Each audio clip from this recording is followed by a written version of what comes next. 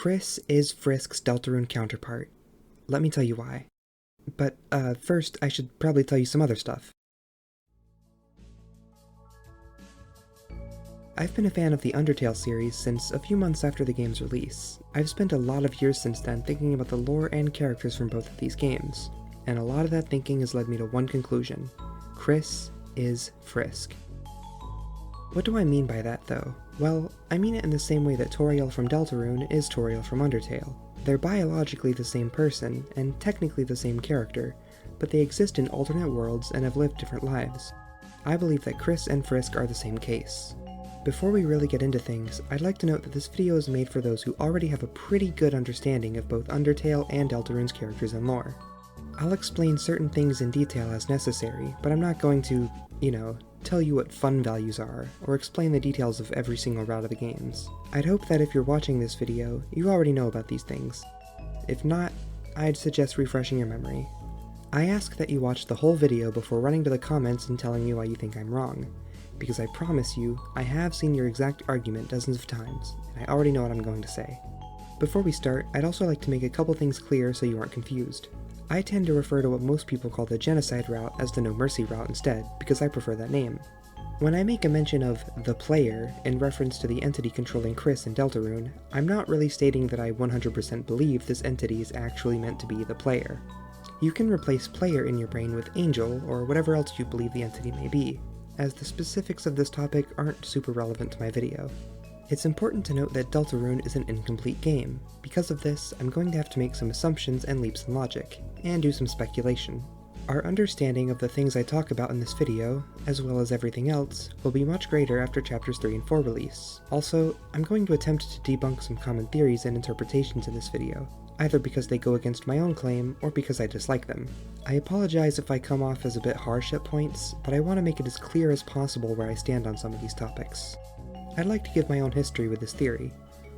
This is something I'll talk about way more in depth later, but nobody was really sure what Deltarune was at the time of Chapter 1's release. Not just because of its weird release and appearance as a dangerous program, but also because of the world of the game itself. This was all intentional on TOBY's part, and for a little while, people weren't really sure how Deltarune was meant to fit in with Undertale, if at all. The truth is that it technically doesn't, which we learned from TOBY himself shortly after the release. For about a day, though, I believed Deltarune was some sort of sequel to Undertale. My first thought when seeing Kris at the start of the game was that they were an older Frisk who had either changed their name or adopted Kris as a nickname. This idea didn't last very long, as we were told by TOBY that Deltarune's world was a different one from Undertale's, essentially an alternate universe. From then on, the idea of Kris being Frisk's counterpart kinda took a backseat in my mind, but it never left entirely. It even affected how I drew the characters. For a while, I would portray Frisk with a shadow covering their eyes, similar to Kris. Still, I never really put a ton of thought into the idea itself after this. That was until Chapter 2 released, and I became obsessed with Deltarune once again. In the years since then, my mind has found its way back to that very first assumption I made upon playing Deltarune for the first time. I began to notice things, make connections, and as my understanding of both characters grew, the idea of Kris being Frisk only looked more and more true to me. I'm not the only person that believes in this theory, but when put up next to other theories, we definitely exist in smaller numbers. With this video, I aim to change that, and also to put to rest some other common ideas. One final note. Not only did I put a lot of effort into the art that will be featured in this video, but many segments may be more easily understood if you pay attention to the visuals. So I'd really appreciate if you watched the video, instead of just having it on in the background or something. There are also some moments where there will be text on screen, which I'll use to add clarification or extra details to whatever point I'm discussing, or fix any small mistakes I made in the script. When you hear this sound, it means that there is important text on screen that you should probably pause to read. Alright, I've got a lot to talk about today. To my knowledge, this will be the most in-depth look into the Kris is Frisk theory so far, so buckle your seats and brush your teeth. We've got a lot of ground to cover.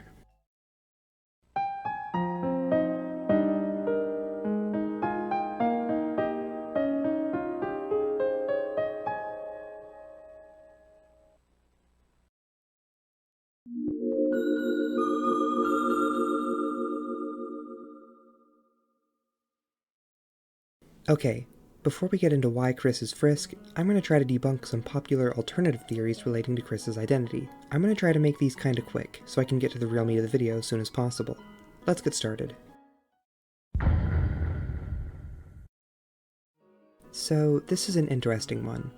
The fusion theory, or Frisk plus Chara theory, usually implies that Kris is some sort of combination of Frisk and Chara. I would say that, in a sense, this is true. Kris obviously displays plenty of traits taken from both Frisk and Chara in their design, personality, and backstory. I don't have any problem with someone stating this obvious fact. Where this idea falls apart to me, though, is when people try to claim that Kris is somehow literally a combination or fusion of Frisk and Chara. I'm claiming right now that this is impossible. I don't think it makes any sense whatsoever, and no returning Undertale character works in this manner. I've never actually seen anyone try to properly elaborate on this idea, so to my knowledge, there is straight up just no evidence for it. I think this theory is pretty safely debunked. Let's move on. Another popular theory is that Kris is actually the fallen human who had the Cyan/patient soul in Undertale. Let's take a look at some common arguments. The biggest piece of evidence is actually Kris's skin color in the Dark World, which is cyan. Alright, we're starting off pretty decent, I guess. What's next? Some people claim that Kris's behavior showcases patience, which is a trait we believe is associated with the Cyan Soul thanks to Undertale's ballgame. Examples of this include Kris waiting a long time for Asriel to come home from college. Kris was also likely planning to make a dark fountain since Chapter 1. They ate the entire pie that night, ensuring Toriel would have to make another, and used this time to sneak away and slash her car tires. This all requires Kris to not only have a plan beforehand, but also wait an entire day before they can set that plan into motion. Kris is also shown to own a knife, which is similar to the Cyan Soul child from Undertale, who fell into the underground with a plastic toy knife. Okay, this is looking good. What's next? That's basically it. These are the arguments I always see in relation to this theory. Let's look at some of the other possibilities as well. I've seen it suggested that Kris may have an orange/bravery soul, inspired by an act they unlock during final chapter bosses called Courage, where their soul glows and they flash orange, giving themselves and their party members new moves for the duration of the fight. Ralsei also claims that Kris and Susie have the courage to save the world, and the main save file theme is called Faint Courage.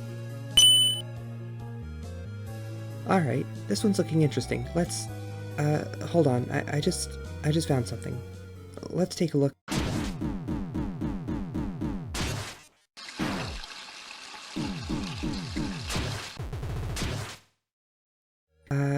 Yeah, I'm sorry. I don't mean to be an ass, but I really don't believe any of these theories hold any water. These ideas rely entirely on Kris's soul not actually being the red soul that we know they have, which is a claim with little to no evidence. That, and I can excuse Chara and Frisk looking nearly identical, given the large amount of time between the two of them falling. But a third of these 8 kids also looking like this? I have my doubts. I'll get more into why I believe the red soul is Kris's soul later, but for now, I claim this theory debunked. This theory basically claims that Kris isn't Frisk or Chara, or another fallen child from Undertale. They are a completely brand new character. I'll be honest, this one's totally valid. There's pretty much no way to debunk it as of now. I will say, however, that I am very doubtful of it. I'm sorry, but Kris has way too many connections to Frisk and Chara for me to believe for a second that they are a totally new character with zero relation. Can I debunk this theory? No. Am I going to spend any more time talking about it? Not right now. Let's move on.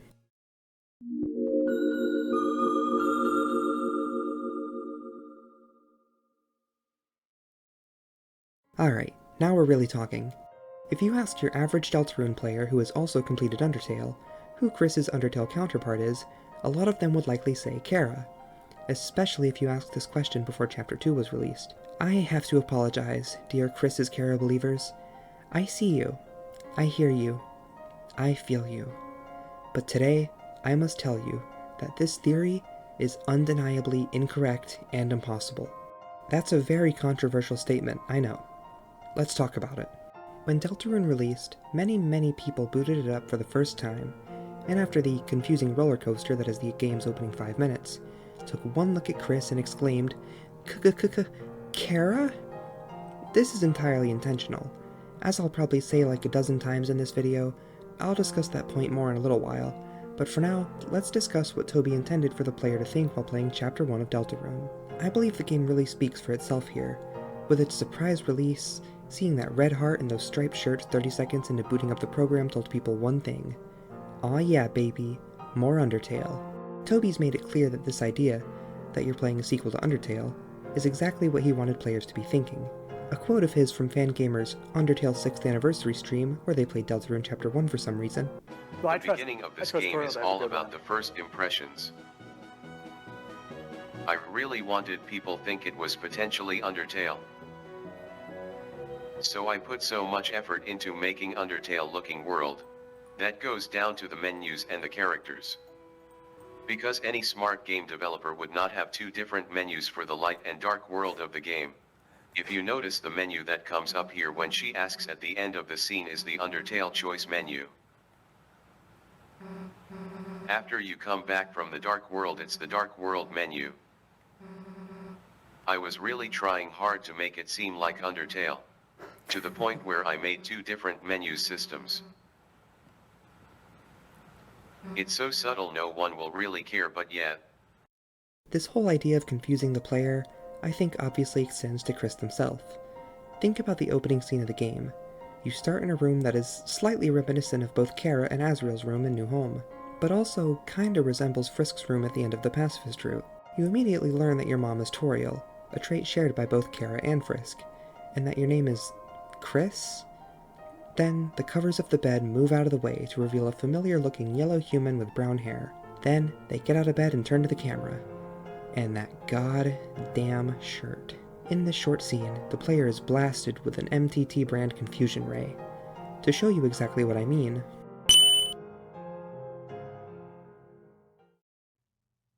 Okay, bye, Goat Mom! Oh my god, I look just like Chara. Is that who I am? Okay, so we are just full on in the Undertale world, right? There's a photo on the fridge. It's of you, your mother, and your brother. Asriel? So I'm trying to figure out if this is Chara. Call him Kris, though. Is this a prequel? I don't know. I mean, just take a look at these video titles. A new Undertale, Undertale 2, Undertale 2 is here. I think you get the point. While not everyone connects Kris to Chara right away, that ending certainly does it for them. Uh-oh. Are we possessed as Chara? Uh-oh. There it is. It's Chara! What the heck?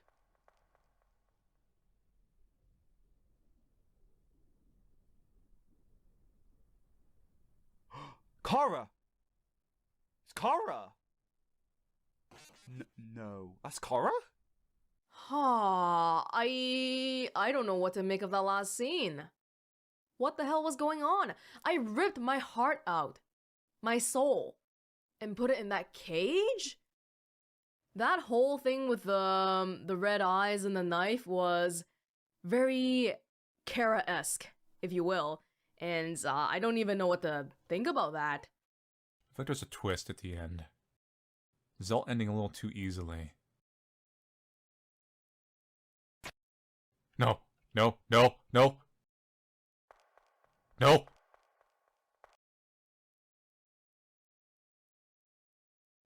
Chara!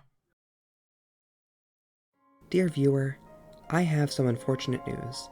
If you played Deltarune Chapter 1 and left it believing Kris was Chara, Toby Fox officially grabbed you by the balls. That's right. I'm here to argue that not only is Kris looking like Chara an intentional misdirect, but that nearly every single connection and parallel between the two of them is a dirty lie. A lie that leads us to an important truth. The truth that Kris is not Chara, but Frisk instead. Let's talk about it.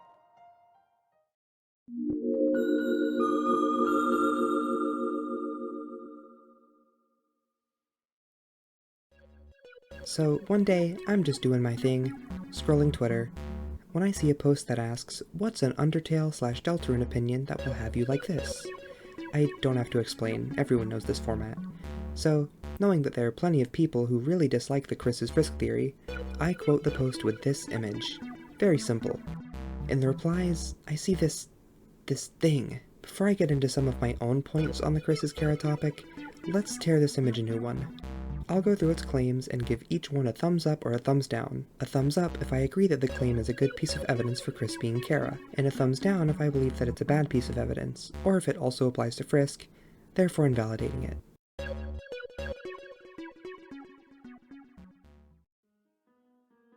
Both characters are alive in the 2010s/2020s. I can pretty safely say that this is not the case. We don't actually have a single solid piece of evidence that Deltarune takes place in this time period. While I'm not going to discuss the full timeline now, I'm going to go ahead and give this claim a thumbs down, a choice that will make way more sense when we discuss the timeline later on. Both characters line up with Asriel's age. This claim is, I don't know, kinda total garbage. We have no idea how old Chara and Asriel are, and we can assume based on their appearances alone.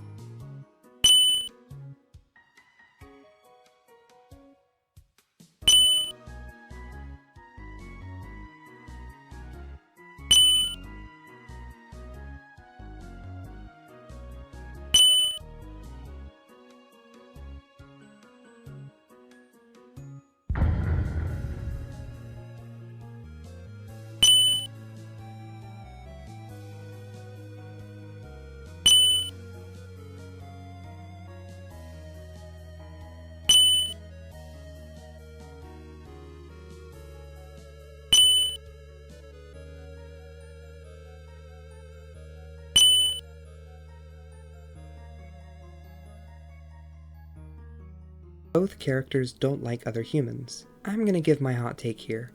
I think this claim is false. Not only does it seriously simplify major aspects of these characters, it's clearly stated that Chara straight up hates humanity. They hated humanity enough to try to off themselves, and when they got to the surface while fused with Asriel, they immediately tried to kill every human in the vicinity. Kris, on the other hand, doesn't actually seem to have any beef with humans. Rather, I think Kris doesn't like that they are a human. Or at least, they don't like the side effects of being the only human in a town full of exclusively monsters. This detail is actually very important to something I want to talk about later, so I won't share my thoughts just yet. This claim gets a thumbs down.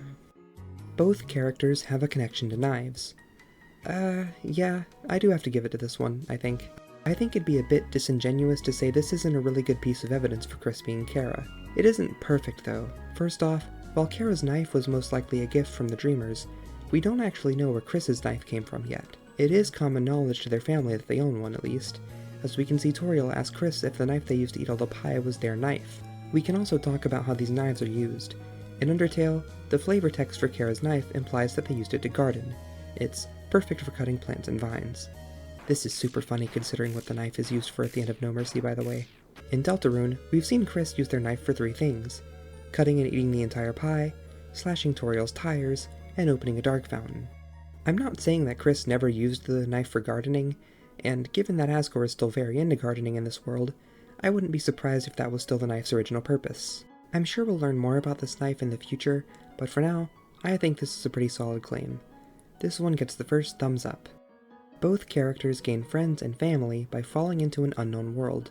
I'm not going to spend much time on this. Not only is this claim super non-specific, it also very easily applies to Frisk as well. I'd even argue that the time Kris spends in the Dark World is way more similar to Frisk's time in the Underground than it is to Chara's time in the Underground. I'm gonna give this claim a thumbs down. Both characters have green shirts with 1 yellow stripe in the middle. This is yet another claim where I don't have all that much to say. Kris and Chara's shirts are very, very similar, even if they aren't identical. I could be a bit of a jerk and say that Chara's shirt technically doesn't have a yellow stripe, as the stripe is the same color as their skin. But I'd be lying if I said this probably wasn't done just to keep a limited color palette. With Asriel and Kris's shirts both being green and yellow, saying Chara's shirt is also green and yellow is not only totally fair, but also most likely what was intended. This claim gets a thumbs up. Both characters have brown hair and a similar hairstyle. Kris and Chara do not have the same hair color. Chara's hair is a slightly lighter brown than both Kris and Frisk's, who share the exact same hair color. So this point is actually in favor of Kris being Frisk. As for the hairstyles themselves, it can be hard to say. The designs of these characters are really simple in their sprites, and aren't super consistent when portrayed in official art, promotional art, or merchandise, even when they're drawn by the same person. This sorta comes down to personal opinion, but when I look at Kris's hair and their sprites, I think it looks more similar to Frisk's. In the game's cutscenes, Chara is depicted as having straight hair and bangs. Their sprite changes things up a bit though.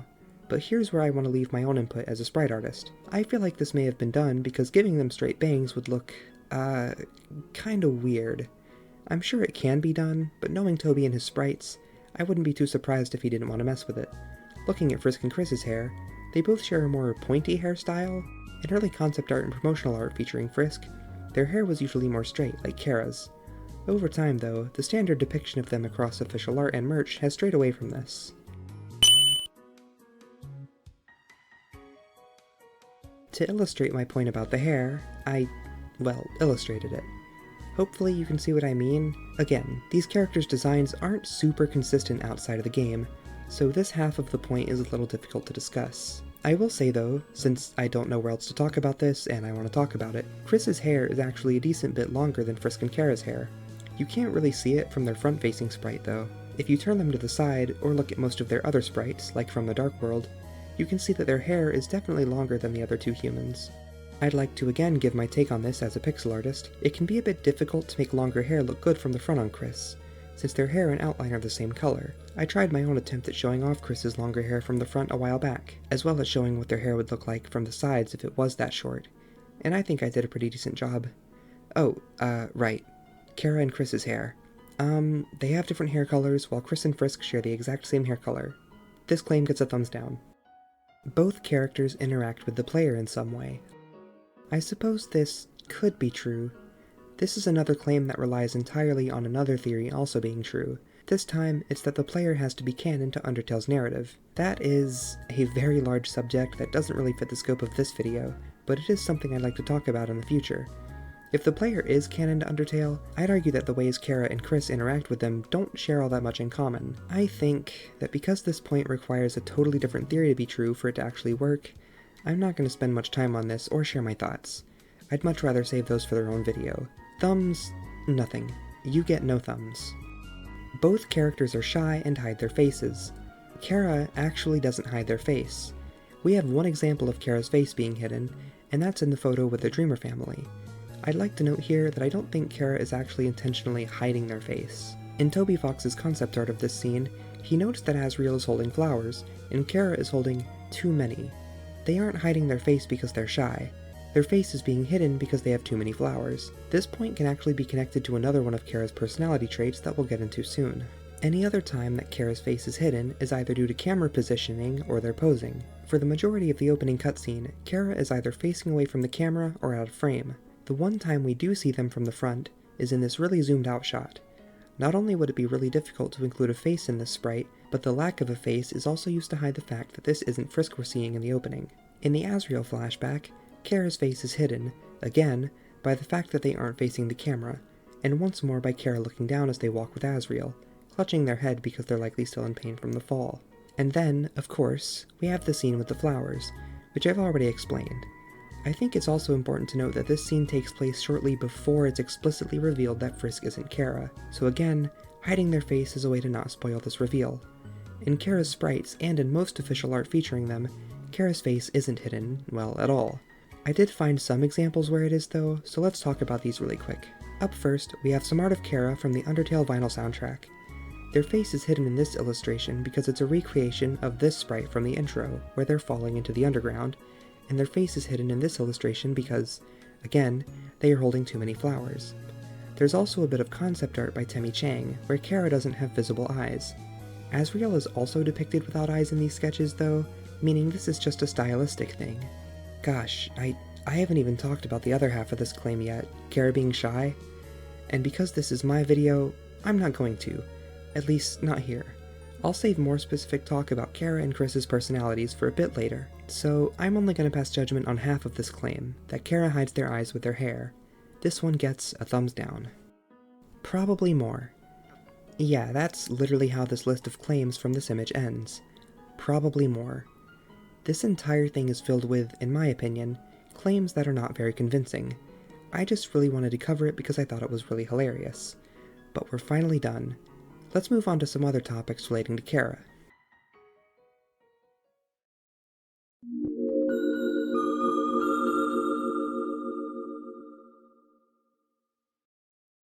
Okay, right out of the gate, I'm going to tell you why Kris cannot be Deltarune's Chara.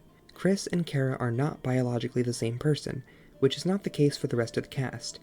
If you look at every other Lightener that is a returning Undertale character, Kris would be the only one to have this different of an appearance between the two games. Every character doesn't look exactly the same between games, of course. Many characters such as Monster Kid, Caddy, and Burger Pants do have slightly altered designs, but this is because they're older than they were in Undertale. Kris and Chara have different skin colors, different hair colors, and different eye colors. There are no other characters in Deltarune who have this many physical differences from their Undertale counterparts, and the differences that are present can again pretty much always be explained by a difference in age. Relating to Kris and Chara looking different, I'd like to take a quick moment to debunk what I'm going to call the Orange Chara theory. In Undertale's files exists a recolored Frisk sprite, with orange skin, a yellow and green shirt, darker blue pants, and a shadow covering their eyes. This sprite is really weird because it's a recolor of Frisk, not a substantially edited sprite like Chara's. It's simply called Chara in the files, not main Chara like Frisk or true Chara like Chara. And due to its shirt colors and shadow over the eyes, it kinda shares a resemblance to Kris. The Orange Chara theory states that this sprite is showing us what Chara looks like before they died, and claims that the Chara we see at the end of No Mercy isn't really white, but actually super pale due to being a reanimated corpse. I'm gonna hold your hands when I say this. This theory is bullshit. The idea that Chara is supposed to be a pale corpse in this scene is entirely baseless, especially when you consider that they're blushing, which I don't think a corpse would be doing, and the fact that nothing else in their design implies this at all. Their clothes aren't decayed, their hair isn't rotting away. I want you to look me in the eyes and tell me that you honestly, truly believe Toby Fox drew this sprite while thinking, yeah, this is what a zombie looks like. People are gonna look at this and think that it's a zombie. This, along with us having several depictions of Chara from before their death where they do not look like this sprite, speak for themselves, I think. I feel like I can easily debunk the common idea that this sprite is an early design for Chara, because we know that Chara having a single stripe on their shirt was solidified very, and I mean very early into development.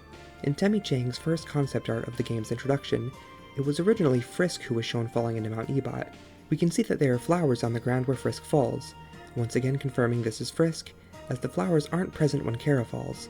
After seeing this concept art, Toby noticed that Frisk only had one stripe on their shirt, and decided to rework the intro to be about Chara instead. It also can't be an early Frisk sprite, because we know what their original sprite looked like. It was exactly the same as their final one, but with a black hair and a black outline, instead of the brown hair and brown outline we see in-game. Also, this sprite is unused. You can literally only find it by digging through files or modding your game. It is unused content, and we have no idea what it would have possibly been used for. These two reasons alone are enough for me to not consider it a serious piece of evidence for anything. Alright, rant over. This idea just pisses me off, and I know someone's going to mention it, so I wanted to talk about it now. Moving on. I think the fact that Kris and Chara do not share the same physical traits, as well as all the claims I discussed before my little rant, should be enough to disprove the idea that Kris and Chara are counterparts. I know some people still aren't going to be convinced though. Let's dig a little deeper. Let's quickly go over a very important trait of Chara that I believe isn't shared with Kris pretty much at all. Chara always had a desire to do anything they did as efficiently as possible. This led Chara to instinctively push the things they did to their limit. They held too many flowers during the photo. They filled their glasses of water to the top every time. They made sure to die in an incredibly horrible way. They didn't just want to kill the humans that were needed for their plan, they wanted to kill all the humans nearby. This mentality likely originates from whatever abuse Chara endured on the surface that caused them to hate humanity and try to end their own life. In the Undertale 9th Anniversary newsletter, we can find a letter written by Asriel. In the letter, we learn that Chara's favorite number is 9, because there's no number higher. A counter must always max out with a series of 9s. When the number gets high enough, nothing can hurt you or anyone else ever again. This mentality of Chara's is taken to its worst extreme in the No Mercy route, a route all about pushing the world to its absolute limit, eradicating everything in order to make your numbers higher. Slightly off topic, but I'd always wondered why Sans wants to keep Frisk from killing Asgore so badly. He definitely knows something horrible will happen if Frisk makes it past him. Gotta get meta for a bit, but I'd like to propose a specific idea I've never really seen anyone else bring up. Why does the world end at the end of No Mercy? There are still plenty of monsters alive that evacuated and went into hiding, right? It's not because Frisk reached level 20, the highest one there is according to Sans. Alphys, the townspeople that evacuate, and the shopkeepers all have one thing in common. You can't fight them. None of the encounterable enemies in the game are the ones that escape. By getting past Sans and killing Asgore and Flowey, you have destroyed all possible content within Undertale. With the rest of the characters hiding in an unknown location, there's nobody to talk to. There's nobody to fight. There's nobody to spare. Undertale has to come to an end because there's nothing left. All of that, slightly unrelated to the main topic tangent, was to say that Kris doesn't embody any of these characteristics whatsoever. Kris doesn't care to do things as efficiently as possible, or to push things to their absolute. This trait is incredibly important to who Chara is as a person, and also what they represent in their game, and has so far not really appeared in Deltarune, and especially not in Kris. Let's move on. Next, I want to discuss the Dreemurr's family dynamic across both games. As I said before, Chara was taken into the Dreemurr family, but wasn't necessarily adopted as far as we know. People will argue about this detail all day, but I honestly don't think it's that important. I think what is important is the way the Dreemurrs feel about Chara. There are some interesting things we can see both in Undertale and in some of its external media. Both Toriel and Asgore never really refer to Chara as their child. When Asgore talks about the day Chara and Asriel died, he only says, "the day after my son died," and shortly after, "I just want to see my child." In the ending where Asgore sacrifices himself, he refers to Chara not as his child, but as the human that fell here long ago. Hop over to the Undertale Alarm Clock Winter dialogue, and Toriel calls Chara someone that she knew a long time ago. Don't get me wrong, I'm not here claiming that the Dreemurrs didn't love Chara. It's clear that they did. Even in this Alarm Clock dialogue, there's a moment where Toriel and Asgore reminisce about one of Chara's silly behaviors, but I'd be lying if I said there aren't some complex and painful feelings that exist. At the end of the day, no matter how much the Dreemurrs loved Chara, they weren't their kid. Chara was someone who was very important to them for a relatively short amount of time, and then exited their lives in one of the most tragic ways possible, taking their son with them. As for Chara's relationship with Asriel, it's clear that they cared a lot about each other, but I'm not going to pretend like Chara didn't take advantage of Asriel at least a little bit. Asriel seems to have been Chara's confidant. I highly doubt Toriel or Asgore knew of Chara's intense hatred for humanity, and I don't believe that this dynamic was very healthy for Asriel. Asriel didn't go along with Chara's plan because he liked it, he went along with it because he looked up to Chara, and Chara knew this. You can debate about whether or not you think Chara intentionally manipulated Asriel in a malicious way. I'm somewhere in the middle myself, but I do think they were very aware of how to appeal to Asriel and get him to agree with them. At the end of the pacifist run, Asriel knows this. He admits that Chara wasn't the great person that he believed they were. He knows that they were someone who hurt others because they had been hurt. I think this very unhappy aspect of their relationship is very important. Chara is someone who the Dreemurr family, I believe, is trying to move on from. They loved Chara, and always will, but with how everything went down, I think they prefer to view Chara as an old friend rather than part of their family. Now, I want to talk about Kris's relationship with the Dreemurrs. I think it's clear that the Dreemurrs can be very flawed parents in both worlds, as I do believe that even in the world where Asriel and the human, Kris, have both been the Dreemurrs' children for a very long time, there is still a slight bias towards Asriel. I think this is less to do with how they feel about Kris, though, and more to do with Kris's self-isolation. That, and the difficulty that must inherently come with raising a human as a family of monsters in a town where there are no other humans. Toriel clearly struggles to connect with Kris in the way that she should as their mother, and Asgore struggles to remember something like Kris's opinion on surprise hugs. There's a small detail about the book Toriel used to check out from the library when Kris was young.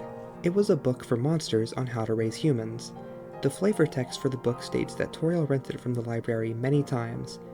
There are a few different ways to interpret this, but I've always read it as Toriel not being as committed to learning how to raise Kris as she should have been. The fact she rented it so many times gives me the feeling that she would only pick it up when Kris was having some new issue or development related to their humanity. We know Toriel loves to study and read, so why didn't she do her best to commit the information in this book to memory? Take notes, do more research, maybe buy a copy of her own to keep at the house permanently. Maybe the Dreemurrs weren't as capable of learning to take care of a human as they thought. Maybe they didn't want Kris to see the book, and kept it in the library away from the house unless absolutely necessary.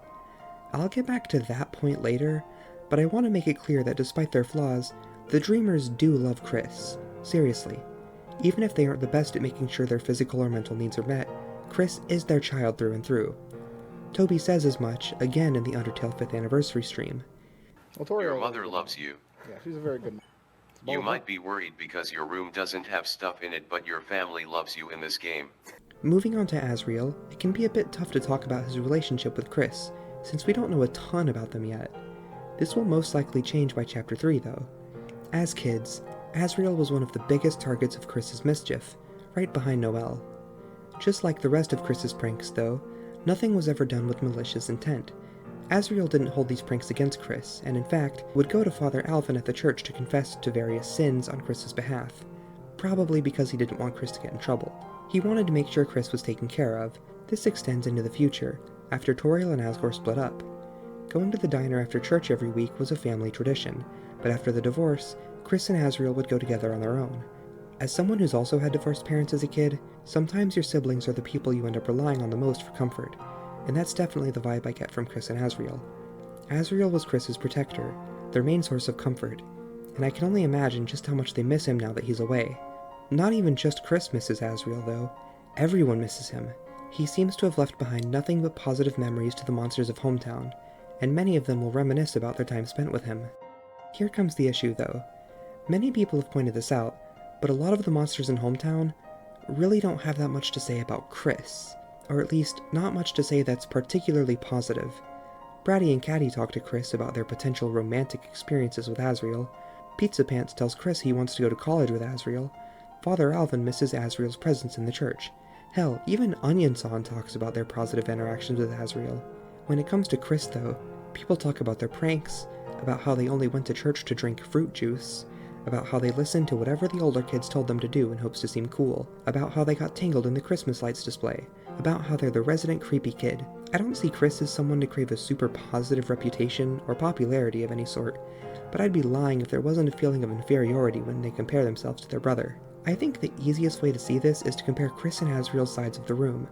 Again, Kris's lack of stuff likely isn't to do with any neglect from their parents, but when you see their room in the dark world, a room that reflects their desires, and their side of the room is the one covered in trophies and achievements, yeah, they look up to Asriel and love him dearly, but with his far more positive reputation, and Toriel and Asgore's struggles to properly raise Kris, there is definitely a bit of jealousy going on.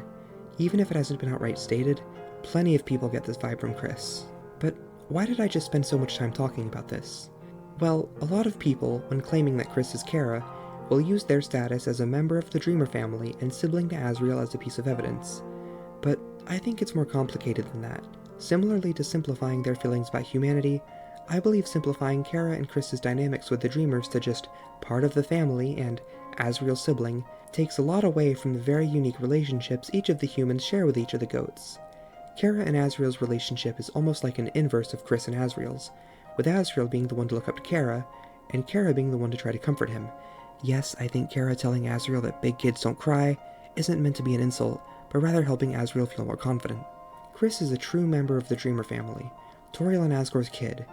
Chara was someone that happened to the Dreemurr family. Someone who came and went, leaving behind a mess of both wonderful and tragic memories that have changed the Dreemurr family forever. I really can't accept Kris and Chara both technically being part of the family as a genuine piece of evidence. Okay, I have a few more points to go over. I promise we won't be talking about Chara for too much longer. I often see people compare Kris's pranking to Chara's behavior, and I don't think this really works. I think there may be like one single thing that Chara does that can be considered a prank. Asriel records Chara with a camera and asks them to do their creepy face, whatever that means. They do it, but Asriel notices he left the lens cap on and asks them to do it again. Chara refuses. This could definitely be considered a prank, I think, or at least prank adjacent.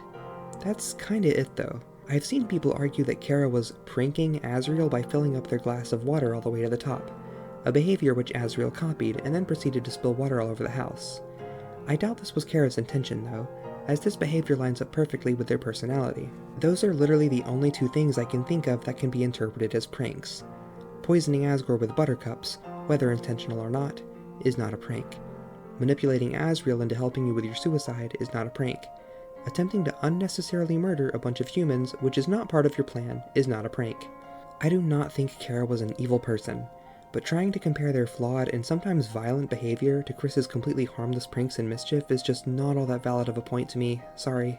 Up next, I want to talk about a big one, and something that I believe is truly the strongest piece of evidence in support of Kris being Chara. This being their shared love for chocolate. In Undertale, Toriel keeps a bar of chocolate in her fridge. In the No Mercy run, Chara points out the lack of chocolate in Asgore's fridge in red text, with red text usually meant to imply strong emotions. On the Deltarune side of things, we learn in Chapter 1 that Kris and Asriel would go to the diner together after their parents' divorce, which I mentioned earlier. While there, Kris would always get a hot chocolate. You can actually get one of these in the game, and drinking it causes Kris's throat to tighten up, and they think that it tastes wonderful. Sans learns from Toriel that she has to keep her bedroom door locked in order to keep Kris from sneaking into her room and stealing chocolates. In Chapter 2, Ralse offers Kris a chocolate cake. If you try to have Noelle eat a chocolate diamond, she'll notice that Kris also wants some and will share it with them. In the light world, Undyne can give Kris a box of heart chocolates to give to Alphys. There are a few things you can do with these chocolates, including returning them to Sans' store for some money, but you can also have Kris unhesitatingly devour them, or share them with Susie.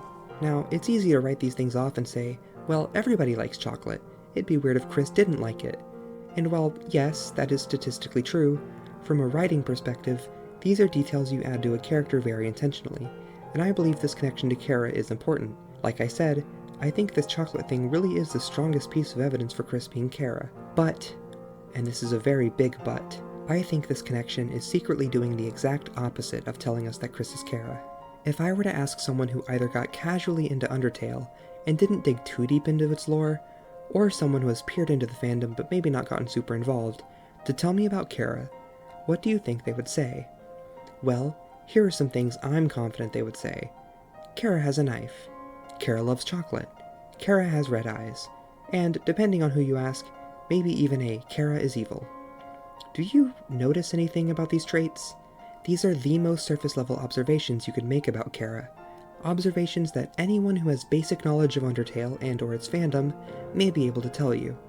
Hell, look up Chara fan art and you'll see, ignoring a bunch of weird shit, plenty of knives, plenty of chocolate, and plenty of glowing red eyes.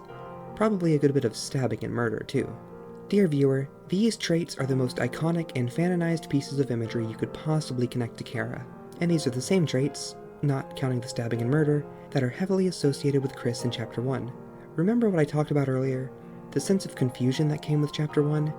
Every single time I watch a playthrough of Deltarune, all of these feelings come to a complete halt as soon as Kris and Susie enter the Dark World. Suddenly being in such a strange and unique environment, with so many new characters and lore to take in, any thoughts you may have been having about Chara, Frisk, or even Undertale itself take a back seat, only to all come flooding back when you leave the Dark World and begin to explore Hometown. In the span of minutes, we go from knowing next to nothing about Kris, to learning about their love of chocolate, and seeing that knife, those red eyes, and that creepy smile. When this scene happens, everyone's thinking the same thing. Holy shit, it's Chara. Now, remember when I said before that I believe the connections between Kris and Chara are a bunch of dirty tricks and lies? Let me finally explain. What is one of the most common traits associated with Chara, from the most casual of casuals to the biggest of fans? Chara is evil. Do I agree with this? No. Do you agree with this? In the year 2025? Probably not. I don't know. But I would be lying if I said that a massive amount of people don't walk away from Undertale viewing Chara as an antagonist, a force of evil, a demon. I am arguing that the opening and latter portions of Deltarune Chapter 1 are not just trying to make you think that Chara is Kris, but also that Kris is evil. Think that sounds far-fetched? I certainly don't, because it worked.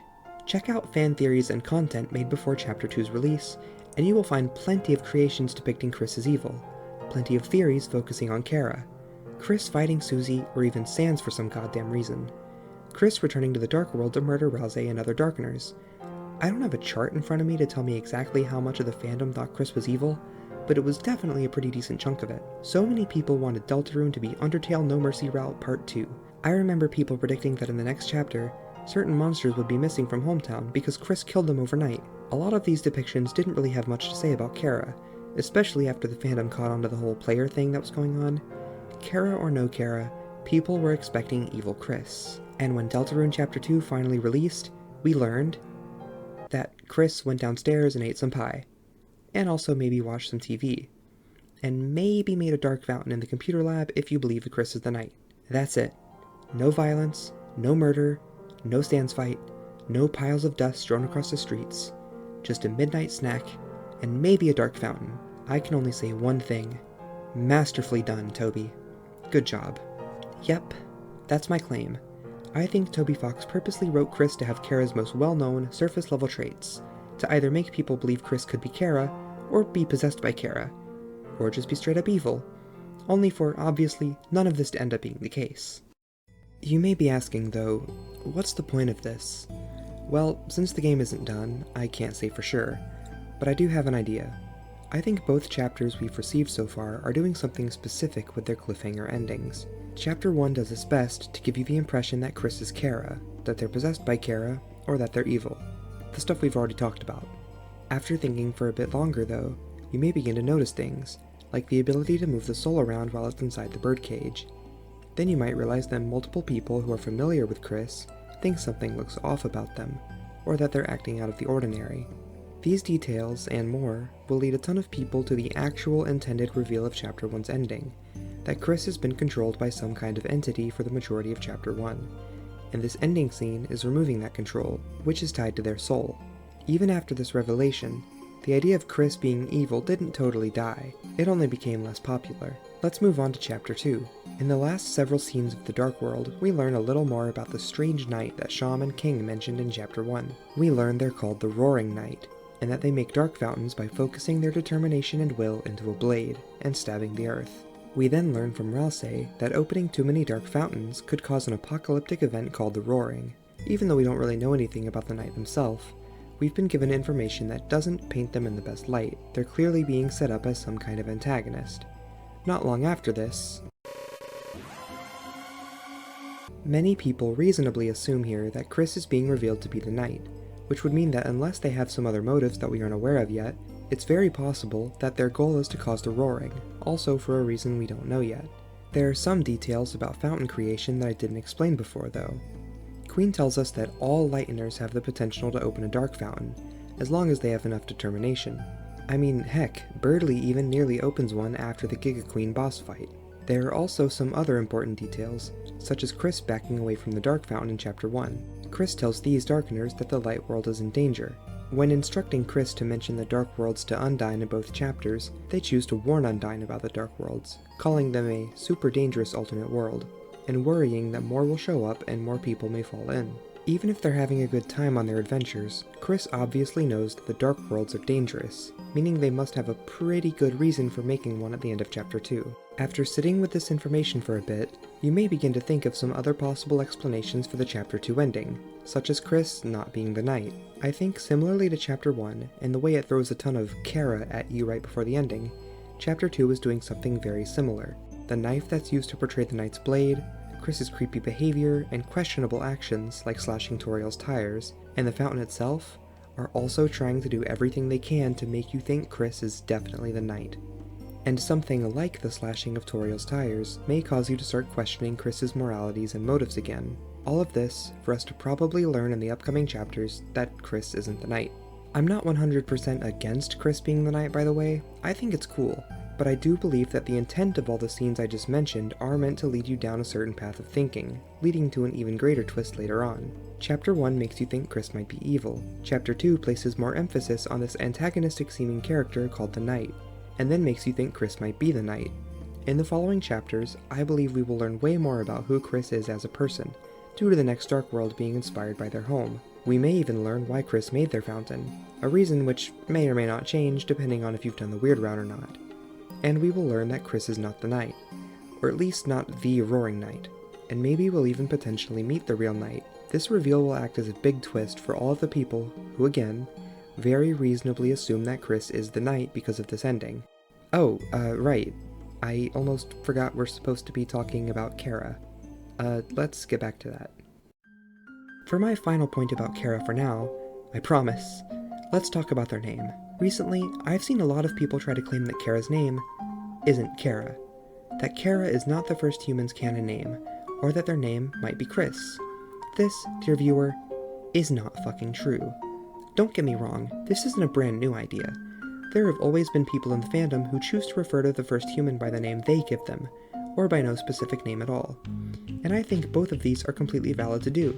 If you name the first fallen human Sam, and get attached to that name, there is no reason you shouldn't be able to call them Sam. But denying that Chara is the canon name, and using that claim to then claim that their real canon name may be Kris, is, in my honest opinion, kinda stupid.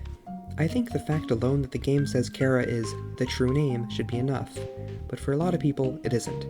These people claim that Chara isn't literally meant to be the first fallen human's name, but instead acknowledge the things they represent in the narrative and meta-narrative. It's also a reference to the file names for the human sprites, Frisk being main Chara for main character, and the first human being true Chara for true character. But like, why can't it be both? Toriel's name is short for tutorial, and she is a parody of tutorial characters in RPGs, but I don't see anyone trying to argue her name shouldn't be Toriel. The simple facts of the matter are that Chara is stated outright by the game itself to be the true name. Multiple developers, including TOBY himself, have called them Chara, whether it be in concept art, file names, or online discussion. Merchandise featuring the first human is labeled as Chara in Fangamer's character filter. The first human's name is Chara. There's nothing stopping you from giving them a different name, maybe even naming them Kris, but at the end of the day, any name other than Chara is not their true name. And that's fine. Not knowing their name when going into Undertale is part of what makes the twist at the end of Pacifist work so well, part of what can make the No Mercy ending extra unsettling and impactful. But these things do not invalidate Chara's name being Chara, and Kris's name is not Chara. Even if you don't believe that the Fallen Human's canon name is Chara, the ability to have a name chosen by the player is not one that's shared with Kris. The first human's name is up to interpretation, while Kris's is not. Now, I hear you. If Kris can't be Chara because they have different names, how the heck is Kris Frisk? Oh, dear viewer, I am glad you asked. Actually, wait, hold on.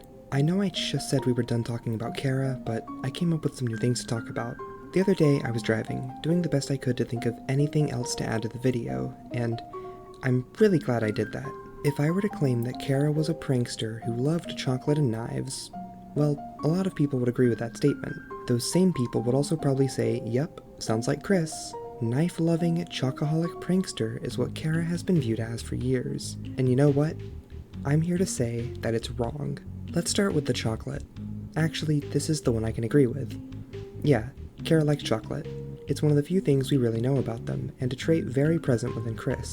I do genuinely still think that the shared love of chocolate is the best piece of evidence for Kris being Chara.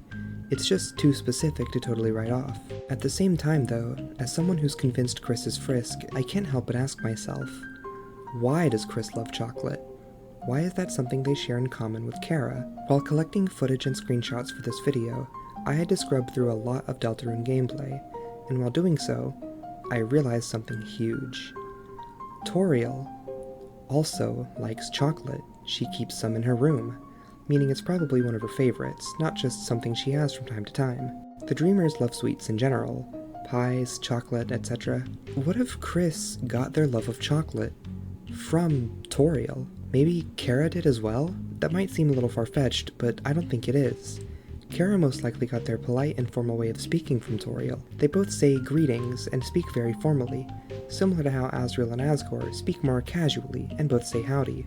I recently proposed this idea in a Discord server, that Chara got their love of chocolate from Toriel, and someone said that I was taking something away from Chara. I kinda get what they mean, but I disagree. I think Chara inheriting Toriel's speech patterns and her love for chocolate is just kinda, like, cute? It shows how much of a positive influence the Dreemurrs had on them.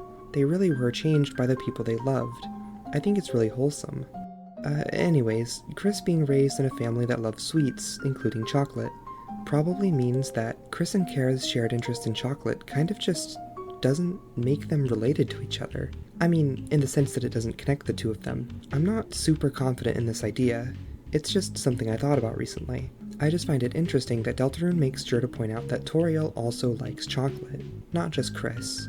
Moving on to the prankster thing, I believe that Chara being a prankster is pretty much entirely fanon. It's literally just not something implied in the game. I already talked about the thing with the glass of water, so let's look back at the scene with the camera. In this tape recording, Asriel approaches Chara with a camera. He asks them, "Are you ready?" and tells them to do their creepy face. Chara does the face, causing Asriel to scream and then laugh. Asriel realizes he left the camera's lens cap on, meaning he wasn't actually able to get any footage of Chara, just audio. Before even being asked, Chara tells him that they aren't going to do the face again. Asriel tells Chara to stop tricking him. Alright, so is this a prank? Well, the first part definitely isn't. Asriel asking Chara if they were ready implies that both of them were in on the idea of getting a recording of Chara scaring Asriel. Chara does scare Asriel, yes, but it's not a prank or a surprise. He literally asked for it. What about Chara refusing to do the face again? Is that a prank? I don't think so. Chara has a lot of peculiar behaviors. Most of the ones we've learned about perfectly mirror their more meta themes. Chara filling their glasses of water to the brim reflects their desire to do things efficiently. Holding too many flowers may represent their desire to push things to the absolute. Their favorite number being 9, and by extension their desire for power, reflects them being the representation of your true RPG character. I believe Chara refusing to do the creepy face a second time is also an example of this. Think about what happens when you do a no mercy route more than once. Chara doesn't understand it. The first time around, they thought that you were both in it for power, and once you're done, they don't understand why you'd want to go back. You completed your goal, right? Why are you still here? What are you looking for? Doing the route again, Chara becomes even more confused. They don't know why you would ever do this more than once. They know that you and them don't share the same goals anymore. You're just going through the motions to see what happens. You want to get more dialogue, maybe feel the thrill of the fights again. When Chara refuses to do the creepy face again, it's because they feel there'd be no purpose in doing it again. They'd just be going through the motions. Asriel's reaction the second time wouldn't be genuine. He already got what he wanted, right? He did get his recording, even if it didn't turn out the way he wanted it to. Now, I'm not saying Chara and Asriel, never pranked or teased each other. That's just common sibling behavior. But to use this scene to claim that Chara is a prankster in the way that Kris is just wrong, in my opinion. I've felt like this for years, honestly. I've never really understood the prankster Chara characterization that so many people were fond of. It just never felt like them to me. Anyways, let's revisit the knives. As I've already said, Kris just seems to think knives are cool. They like to be cool and scary with theirs. They like to watch dumb knife-related videos on the internet. Chara's worn dagger is worn for a reason. They used it for a specific purpose, which was gardening. Gardening. Chara likes to garden because they really like flowers. Chara had a favorite flower, the golden flower from their village. Chara liked to draw flowers. Their dying wish was to see their favorite flowers again. When fused with Asriel, they laid their own body to rest on their favorite flowers. Chara held too many flowers in the family photo. The first thing we see in the game is a bed of Chara's favorite flowers that grew from the seeds stuck to their body. Flowey, the main antagonist, is one of Chara's favorite flowers. Landing on top of another bed of these flowers triggers one of Chara's memories within Frisk. Chara's favorite flowers practically haunt the home that they died. We know that Kris knows how to bake a pie, but the one time Chara was ever shown to bake anything, they were so flower-pilled that they read cups of butter as buttercups. Chara's main thing is not their knife. It never was. It was something they had, yes, but if anything, the knife was just an aid to their main interest of gardening. Chara likes chocolate, yes, but there isn't really any implication they're obsessed with it or anything. They just like it. It's kinda weird, right? If Kris really was supposed to be Chara, why are they so strange? Why have they gone from this kinda reserved, polite-speaking, kinda messed up in the head kid to a scary, knife-loving, chocolate-obsessed goofball who likes to scare Noelle and tell her that Icy is real? Kris likes to eat random things they find on the ground and huff markers. Is that really who Chara was supposed to be this whole time? Where's Chara's love of flowers? Kris doesn't really have anything noteworthy to say about any of the flowers in Asgore's shop. They'll throw away the bouquet of flowers like any other item just fine. Come to think of it, isn't Asgore and Kris's relationship kinda weird? It's always felt like something more than just Kris not seeing him very often to me. The game makes a point to show that Asgore doesn't remember what kind of hugs Kris is comfortable with. What if Kris and Asgore were just never very close? What if Kris's complete lack of interest in flowers meant that they never had the shared interest in gardening to bond over like Chara and Asgore did? Why is this a highly important trait of Chara's, their main thing, their main visual motif in the game, just gone? Why isn't it a part of Kris? I think this really reinforces the idea I talked about earlier. I genuinely believe that TOBY wrote Kris to have the traits of Chara that the fandom latched onto, the ones that got super exaggerated. Was Kris always going to be a prankster, or was that influenced by the average perception of Chara? Kris only keeps the Chara traits that got super popular and exaggerated. I teased the idea of this segment to some other people, claiming that there was a very important trait of Chara's that Kris lacked, and not a single person guessed that I was talking about Chara's love of flowers. I think that just kind of goes to prove my point, honestly. I am 100% confident in the belief that at least some of Kris's characterization was a direct response to how people perceived Chara. As I said before, I think TOBY is using these misconceptions and assumptions to aid in his storytelling, to make Kris remind people of the Chara they've built up in their heads, allowing people to easily believe that Kris is some evil psycho who wants bad things to happen. Don't believe me? Take a look. What? Hey, don't go near Susie, you psycho.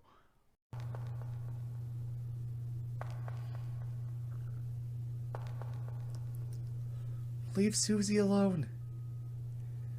Do you know what Susie would do if she heard people call Kris a psycho?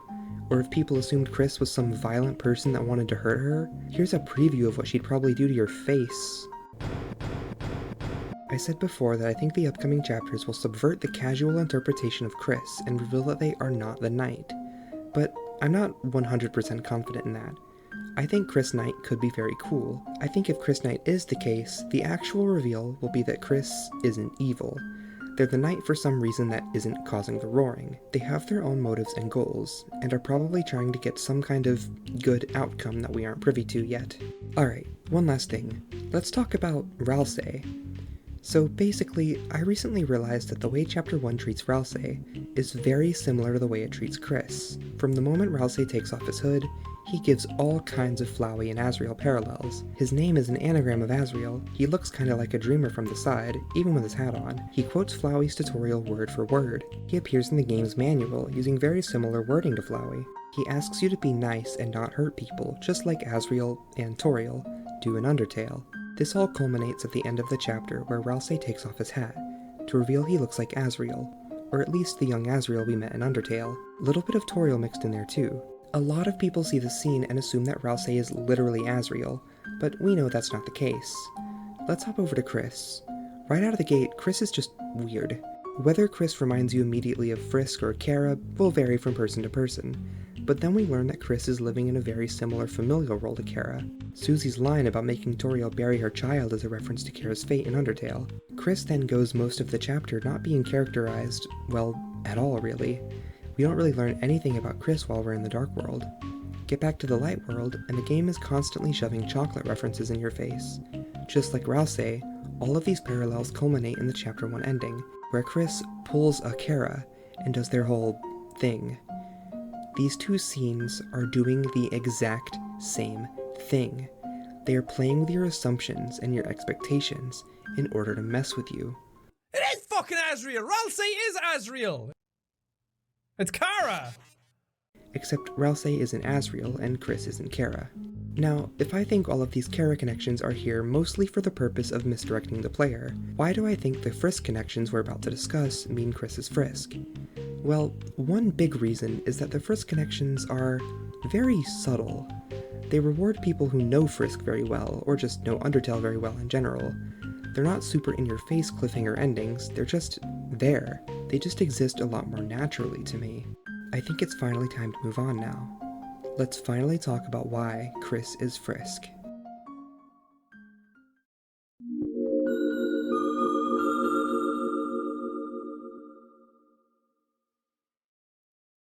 Wow, here we are.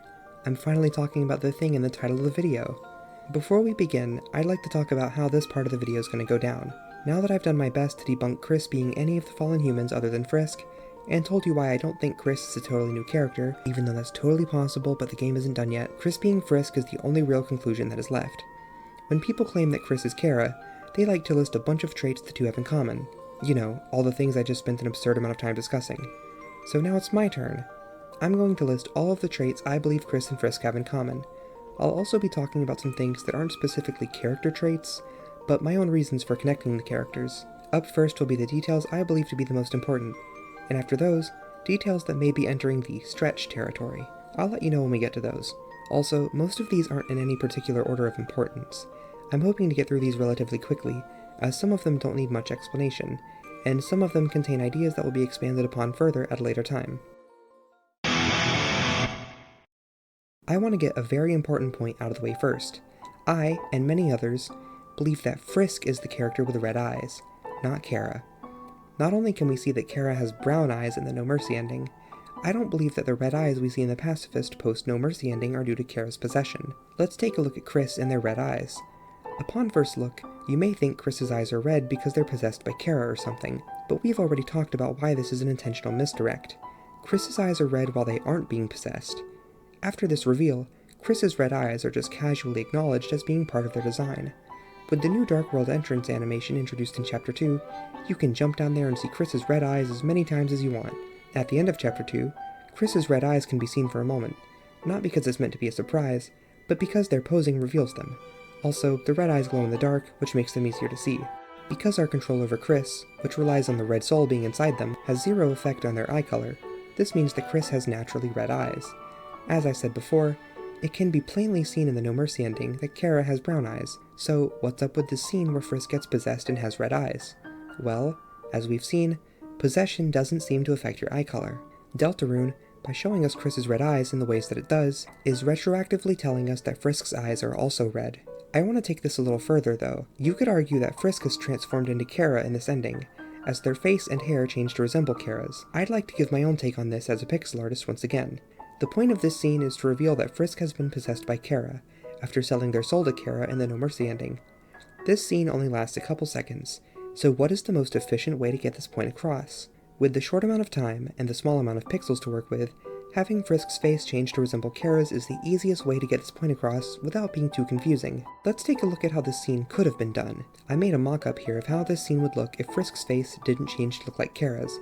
Instead, they just turn to the camera with a smile and glowing red eyes, just like Kris does. After seeing this, there's a chance the player may infer that Frisk has been possessed, but I imagine people would also come up with some other theories instead.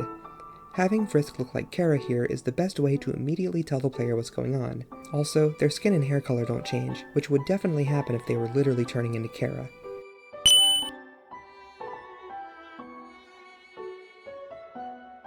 So, I believe that in these scenes, Kris and Frisk, who have both had their eyes hidden for the entire game thus far, are both being revealed to have red eyes.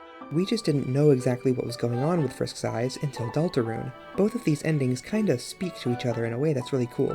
The Undertale ending helps TOBY make people think Kris is being possessed, or that they're evil, and the Deltarune ending makes us rethink the Undertale scene, teaching us something about Frisk in the process. I believe Kris being Frisk is way more meaningful to the game than Kris being Chara, or someone else. In Deltarune, Kris is surrounded by almost exclusively characters from Undertale in the Light World. This allows us to compare Kris's relationships and interactions with these characters to Frisk's, which we cannot do for Chara, because most of these people didn't exist when Chara was alive. Also, our other main characters in the Light World, Susie and Noelle, are characters that are mentioned to Frisk in Undertale that they never actually get to meet, and I think that's pretty cool. It makes you wonder what those versions of the characters are like, and how they'd interact with Frisk if they were to meet. Also, it's kinda weird that in a world where monsters aren't trapped underground and separated from the rest of the world, all these characters from the underground just so happen to end up living in the same town, even Sans and Papyrus, who in both games are fairly new to either Snowdin or Hometown. I think this point is actually pretty interesting, and we'll talk about it again later. Frisk and Kris are physically identical, and may very well be the same person biologically. Unlike Kris and Chara, Frisk and Kris share the exact same hair color and skin color, and, according to the theory earlier, the same eye color as well. If Kris was Chara, their drastic deviation in design would be very abnormal when compared to the rest of the returning Undertale characters. Excluding characters whose designs are obviously different because they're older, why would Chara be the only person to look so different?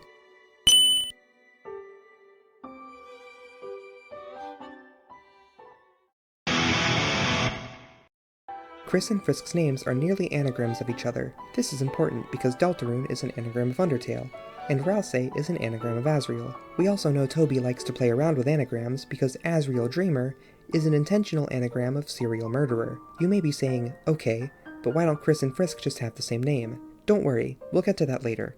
Kris and Chara's names, on the other hand, are not even close to being anagrams, and the only real similarities that they have is that they both start with a k sound. Both Kris and Frisk are frequently depicted both in-game and in official art to have completely blank expressions, only depicted as doing anything else like smiling on rare occasions. We know, however, that these characters are actually quite expressive in universe, as other characters and narration constantly describe a range of different expressions and reactions. Line is a communication app that features many purchasable stickers and animated GIFs that can be used within it. Undertale and Deltarune have collaborated with Line several times, giving us tons of fun artwork of all our favorite characters. Kris's one sticker looks nearly identical to Frisk's first sticker in the first volume of the Undertale stickers. Both stickers portray the characters' faces with their blank expressions and an ellipses above their heads. TOBY makes the sketches for all of these stickers himself, meaning he chose for Frisk and Kris to have these stickers that are nearly identical. Some people may write this off, but I'd argue many of these stickers are actually kind of important. Like this sticker of Noelle that is clearly alluding to the weird route, and this sticker of Susie and Noelle that is a recreation of these sprites from Chapter 2. Oh yeah, these stickers were released before Chapter 2, by the way. Kris and Frisk begin their games with very similar weapons and items. Check Frisk's stat menu, and you'll see that they have a stick as a weapon and a bandage as armor by default. Check Kris's stats, and you'll see that they have a pencil as a weapon and bandage as armor. A stick is a classic item to portray a child with, as well as also potentially being a reference to Lucas's starting weapon in Mother 3. A pencil, however, is a bit more mature and fit for a student, while still being made out of wood. A neat detail revealed in the Undertale Legends of Localization book is that Frisk's bandage is actually a wrap bandage. You can't yet remove Kris's bandage to check it, but data for doing so does exist, where we learn that Kris's bandage has cartoon characters on it. Frisk's bandage is also really gross and has been used multiple times, which implies that wherever they came from, they don't have access to a clean one. As you probably know, Frisk is able to flirt with a ton of monsters, and even go on several platonic dates. In an encounter with the Head Hathies in Deltarune Chapter 1, Kris can order Susie and Rousey to flirt with the enemies. Susie and Rousey fail horribly, causing the Hathies to feel awkward and leave, while Kris is able to actually successfully flirt with them, allowing you to spare them. In a Nintendo interview with TOBY, he makes a joke about Kris getting disbarred from a courtroom for trying to flirt with the witness. Another fun detail, when fighting Pop-Up, characters can accidentally or unconsciously click on ads that reveal things about themselves, such as Noelle clicking on a link for hot female Santas in your area, which lets us know that she is definitely probably a lesbian. Kris can unconsciously click on an ad for Monsters for Humans in your area, implying that they are into monsters. This could honestly be gleaned from other details as well, same with Noelle's thing. Maybe the reason Frisk is so flirtatious in Undertale is because they also have a thing for monsters? It's definitely possible. We're going to talk about this way more in depth later, so I'll just give the very basic details now. Clam Girl, a rare character that can be found in Waterfall, says that Frisk and a girl named Susie should be friends. Kris has shown an interest in Susie even when they were the primary target of her bullying, and the two immediately became best friends as soon as Susie let down her walls. When dropping an item in Undertale, Frisk will do one of many things. Some of these aren't all that special, such as simply throwing something away or abandoning it, but there are also some more interesting interactions. Frisk can violently throw an item onto the ground, like the piece of trash that it is, but they can also put the item down on the ground and give it a little pat, or bid it a quiet farewell, both showing off Frisk's silly side. You may not think to try dropping any items as Kris in the light world, but you'll notice something interesting happens if you do. Kris can also simply throw away or abandon the item, but Kris will also sometimes violently discard the item, give it a little pat, or bid it a quiet farewell. I think both characters exhibiting the exact same super specific behaviors when throwing away items is a really good piece of evidence that a lot of people miss. Kris even has a smaller chance of doing the more silly actions, possibly because they're more mature. If you talk to Asriel in the first room of the game after his boss fight, you can have a pretty lengthy conversation about him and Chara. Asriel comes to the realization that Chara wasn't as good of a person as he used to think they were, and that Frisk was the type of person he wishes he was friends with all along. In Deltarune, this wish is made reality, with Asriel and Kris getting to grow up as siblings. They obviously still had their moments, that just comes with being siblings, but the two overall had a much healthier relationship than Asriel did with Chara in Undertale. This is another point I want to talk about later, but Kris and Frisk both have no problem befriending people who treat them poorly. Most of the monsters and main characters in Undertale try to kill Frisk, yet Frisk is able to resolve conflicts peacefully and grow to deeply care about their new friends despite this. Kris is frequently verbally and physically assaulted by Susie, yet seems to hold no ill will against her, and becomes her friend as soon as she lets them. During boss fights, Kris can also try their best to reason with their enemies and give sappy speeches about friendship. This one's pretty self-explanatory, and I kinda mentioned it earlier, but Kris and Frisk both have names that cannot be chosen or changed by the player. Chara's name and the vessel's names are entirely up to the player. In TOBY's first ever Undertale-related post on February 4th of 2013, on the Earthbound/Mother fan site starman.net, he describes Frisk as a young androgynous person. Androgyny is defined as being partly male and partly female in appearance, or of indeterminate sex. Basically, an androgynous person is someone who you may have trouble telling the sex of just by looking at them, due to their features not being either too stereotypically masculine or feminine. I would argue most children are pretty androgynous, but I think this detail may also fit Kris. Not only does Kris look identical to Frisk, meaning they probably share this trait, but I believe there's also a joke in Chapter 1 that implies this. When approaching the end of the Great Board, the three heroes run into Lancer, who tells them, "You boys or girls had better turn back while you can." The joke could have been boys and girls, which would have been nonsensical given he is only talking to three people, but the use of boys or girls implies he cannot tell if Kris is a boy or a girl. Lancer gives Ralsei multiple nicknames that include boy, and he knows that he is a prince. Lancer also repeatedly calls Susie Purple Girl. This boys or girls joke, paired with Lancer later referring to Kris as Blue Person, lets us know that Kris very likely has an androgynous appearance, just like Frisk. Let's talk a little bit about Kris and Frisk's gender presentation. In Undertale, Frisk is able to wear a bunch of different armors. These armors can range from more feminine items like a hair ribbon or ballerina's tutu, to glasses and an apron, to more masculine items such as a cowboy hat and a manly bandana. When checking the cowboy hat, we learn that it makes Frisk want to grow a beard. This fact, combined with Frisk having no problem battling in a ballerina's outfit, and also occasionally being shown to wear feminine clothes in official art, imply that Frisk is comfortable presenting in a both masculine and feminine manner. In Deltarune, there are many hints that Kris's gender isn't just unstated, but that they actually identify as non-binary.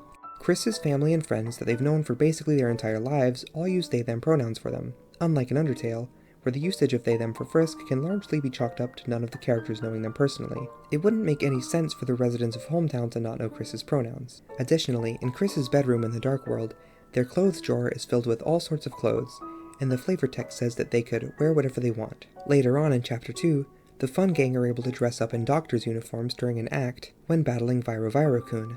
Susie wears a head mirror, a device that is usually depicted as being worn by male doctors. Ralsei is able to wear a nurse's hat, which is usually depicted as being worn by female nurses. Susie wearing a stereotypically masculine accessory, and Ralsei wearing a stereotypically feminine one, seeing as Susie is a tomboyish girl and Ralsei is a feminine boy. This gets interesting when we look at Kris though, who has the chance of wearing either the head mirror, the nurse's hat, or neither whenever the act is performed. All of this could imply that, similarly to Frisk, Kris would like to present themselves in both masculine and feminine ways, or even somewhere in between. Taking a look at some previews for upcoming Deltarune segments, we can also see Kris in a cowboy costume along with Susie, as well as Kris rocking this awesome performing outfit that seems to feature some kind of dress or skirt, or at least a jacket that's shaped like a dress or a skirt, and heels, giving Mettaton vibes. At the beginning of Deltarune, we see Toriel hold Kris's hand and walk them into school, and then lean down to hug them before sending them off to class. These are obviously very similar to the scenes of Toriel walking Frisk by the hand across the Spike Bridge puzzle, and their hug when she sends you out of the ruins. In fact, in these sprites, Toriel's have been taken directly from Undertale, and have only been edited to change her outfit and adjust the positions of her arms to account for Kris's height. When exploring Hometown at the end of Chapter 1, and entering Asgore's flower shop for the first time, you get a direct recreation of meeting Asgore for the first time in Undertale, even featuring the exact same dialogue, up until Asgore turns around.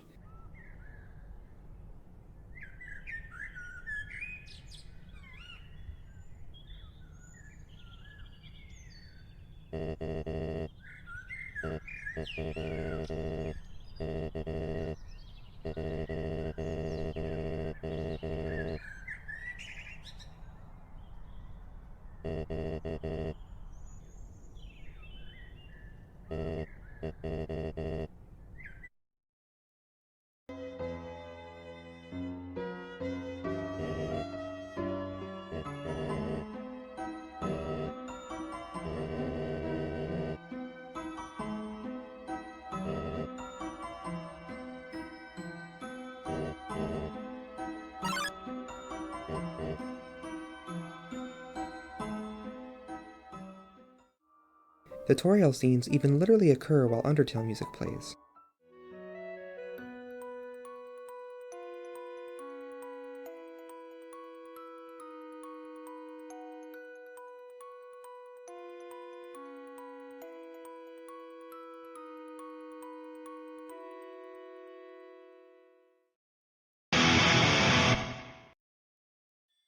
In Deltarune, Toriel and Asgore are Kris's parents. In Undertale, after beating Asriel, if you go back to Waterfall and talk to Gerson, you can learn a lot of neat details about the Dreemurrs. Frisk can ask if Asgore is a goat, which will lead to Gerson describing what a boss monster is.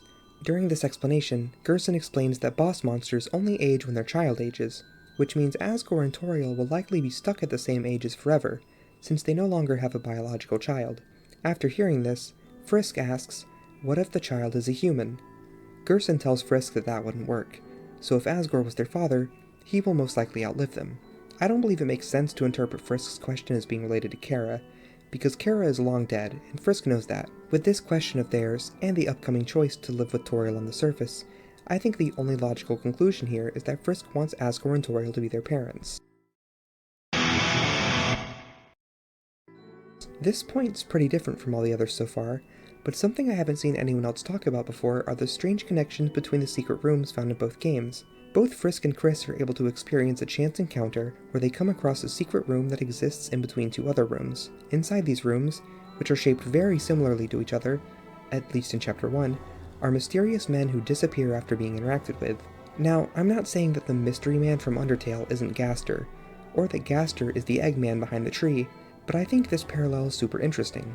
In addition to this, there's some strange flavor text you can encounter when exploring this room in the True Lab before the fog is cleared. There are 4 things you can find and interact with, but I want to focus on 3 of them. Frisk can stumble across something that is in the shape of a man. Both characters found in the secret rooms mentioned before are called Man. The character that is believed to be Gaster is called Mystery Man in the files. And the man behind the tree is, well, frequently referred to only as a man. Up next, Frisk can find something that feels like a tree ripe with a delicious fruit. Every time we encounter the Eggman in the Dark World, he is hiding behind a tree.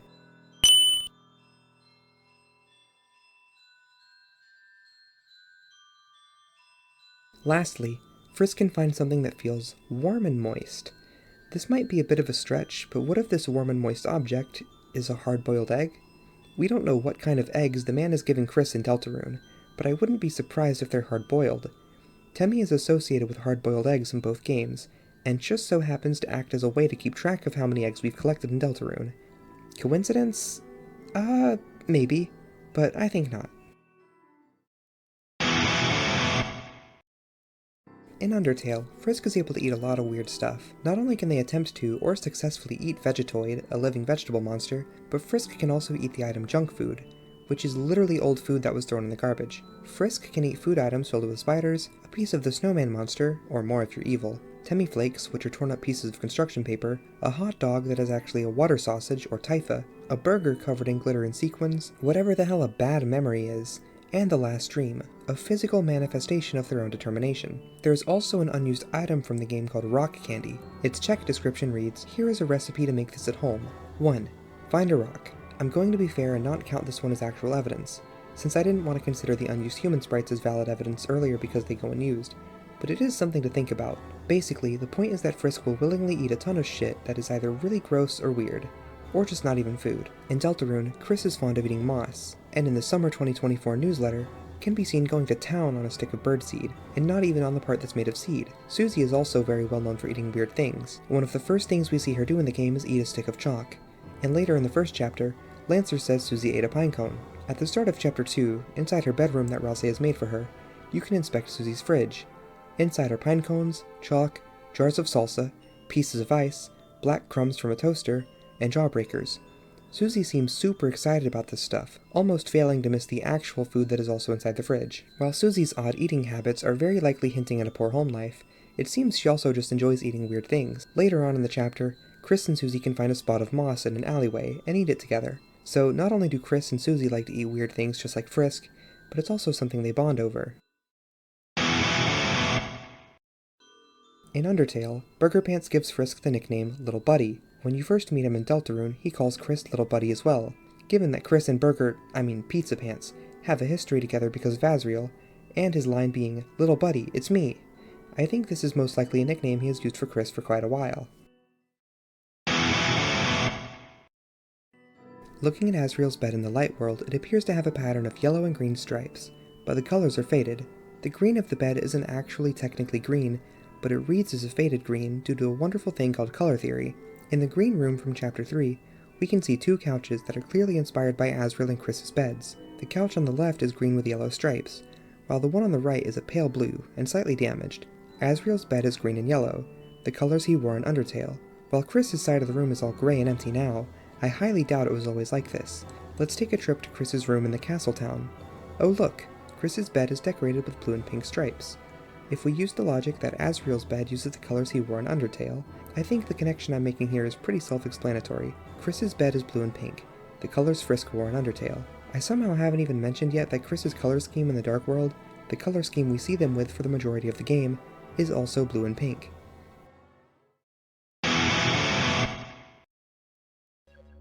Alright, with all these points out of the way, let's move on to the points that I think are either less significant or may require some slight mental gymnastics. There are obviously many callbacks and references to Undertale present in Deltarune. In Chapter 1, in the forest, the save point says that Kris is filled with the power of recurring bake sales. Bake sales are considered recurring because 2 bake sales could already be found in Undertale. In Grillby's, Frisk can find a jukebox that is broken. In the Dark World, Kris can find yet another broken jukebox, with the flavor text, "Feels like you might never find a working one."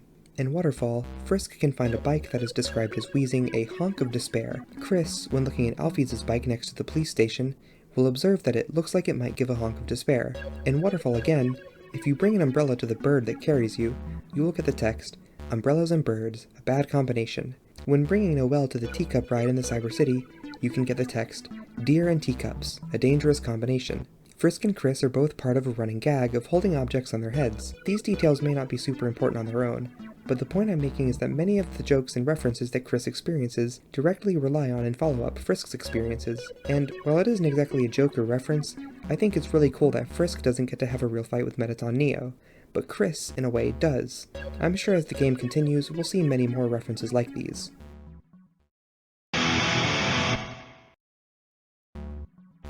This point is super tiny and probably totally ignorable, but the first piece of armor that both Frisk and Kris can find is a hair ribbon, and I think that's neat.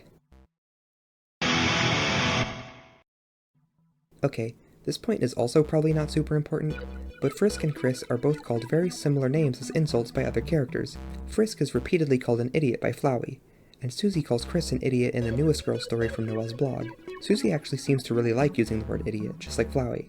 Susie insults Kris by calling them a freak multiple times, and Sans will call Frisk a freak if you kill him and reload your save file more than twice. This point could definitely be a nothing burger. There are only so many insults out there. Again, I just thought this was neat. Okay, this one's got some more substance to it. In Undertale, most of the puzzles are pretty basic. Pushing blocks, sliding on ice, stepping on buttons, moving squares on a grid, lining up 4 flowers to make a bridge. I don't know if there's a name for these types of puzzles, but I'm going to call them tile-based puzzles. The majority of puzzles you'll find in Undertale while exploring are tile-based puzzles. There are some that stand out though, and one in particular seems really special. In Waterfall, you can find an ancient statue of something that's being rained on through a hole in the ceiling. If you grab an umbrella and bring it back, placing it onto the statue and covering it from the rain will activate a music box. This music box plays Asriel's theme. If you go back to the left a couple rooms, there's a piano. Playing Asriel's theme on the piano will unlock a secret room, but I'm not here to talk about that secret room or the legendary artifact inside. If you know Kris, you know that they play the piano. This is something that's established multiple times in both the first 2 chapters of Deltarune and in some external media. All I'm saying is that I think it's pretty interesting that one of the few really unique puzzles in Undertale involves Frisk listening to a song and then playing it back on piano. I do think it's totally possible that both characters having a connection to pianos is due to Toby Fox being a pianist himself, but a connection is a connection. Okay, these last several points are like the stretchiest of stretches. In the Undertale newsletters, all of the art and animations present are accompanied with a small text blurb that describes them. In the Undertale 8th anniversary newsletter, there's this adorable illustration of Frisk holding a birthday cake, along with Toby and Temmie. If you check the blurb for the image though, it reads, "Illustration of Temmie, Toby, Kris with a cake." Now, I know you know that this is obviously Frisk in the image, but also, this feels like a pretty big oversight, yeah? I have no idea who writes these blurbs, whether it's Toby or someone else on the Deltarune dev team, since we know a few of them work on the newsletters, but regardless of who wrote this, what's crazy is that you can still go to this very newsletter and find this blurb totally unchanged. Now, I know this is probably a typo. In fact, I'd be super surprised if it wasn't a typo, but this is the only instance across every single newsletter released so far of a character being labeled incorrectly, and the fact that it wasn't fixed, the dev team is super aware of what the fandom talks about, so I'd find it really hard to believe that none of them know about this. In the recent winter newsletter, Frisk's name goes completely unmentioned. In all the previous newsletters, they had no problem using Frisk's name. I don't know, man. Again, I know that this is probably just an oversight. Maybe they won't be using Frisk's name anymore in the newsletters to avoid this kind of mistake. But the Kris is Frisk truther part of my brain, the fact that it happened in the first place and is the only instance of a mistake like this, the fact it hasn't been fixed, the fact that they're now avoiding using Frisk's name, I won't lie and say that I don't think this doesn't have at least a minuscule chance of being an intentional oversight.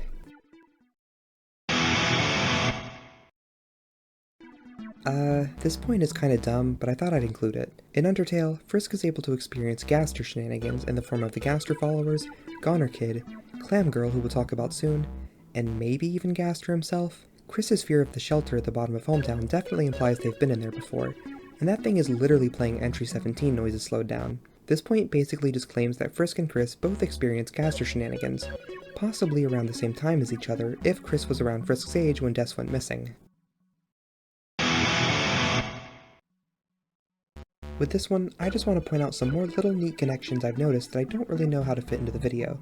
I think it's pretty cool that Undertale ends with Frisk asleep in bed facing the right, and Deltarune begins with Kris waking up facing the left. I think it's neat that you learn Frisk's name at the end of the game, and Kris's name right at the start. I like the contrast between Frisk being good at knocking on doors, but Kris being bad at it due to their introverted personality.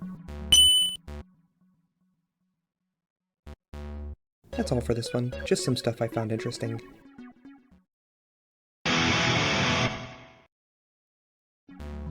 I actually learned about this idea thanks to the videos by Nohaj, which will be linked in the description.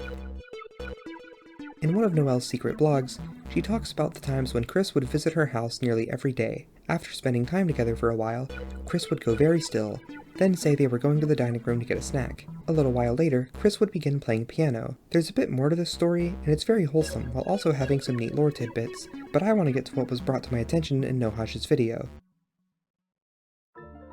There is an audio file on the blog post called Pian Pian. The audio itself consists of a bunch of weird sounding piano playing, but the name of the file is what's interesting. Pian is piano missing a letter. Warning, what I'm about to say is the biggest stretch of all time. I mentioned earlier that Frisk and Kris's names are nearly anagrams. The reason they aren't anagrams entirely is due to Kris's name missing a letter, the letter F. While I do agree this is a stretch, I literally can't think of any reason that piano would be missing a letter. And the way it's repeated, Pian Pian, two Pians, the same way Kris being a counterpart to Frisk, would technically mean there are two Krises, / two Frisks.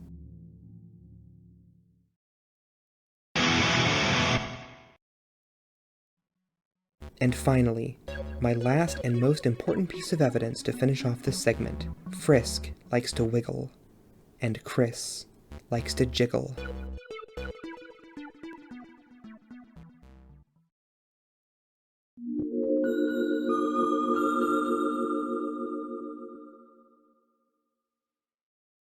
Okay, with another super long segment out of the way, let's take a very quick break to talk about not lore, but real life. I want to talk about the history of Kris and Frisk. I don't mean their backstories though.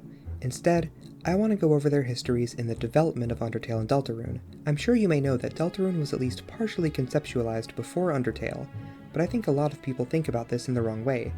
TOBY had the very basic ideas for Deltarune in mind, like having enemies based on playing cards, or the idea of a player character who gains more agency as the story progresses. He also had whatever the hell he fever dreamed about that one time. What he didn't have was a concrete cast of characters. For example, Frisk existed for a while before Kris. Frisk was first shown off in February of 2013, in that Starman.net post I mentioned earlier. Since Undertale's demo released only a few months later, the fact that plenty of concept art had to be made before the demo could exist, and accounting for the time it took to actually develop the demo, I think it's safe to say that Frisk has to have existed since at least 2012.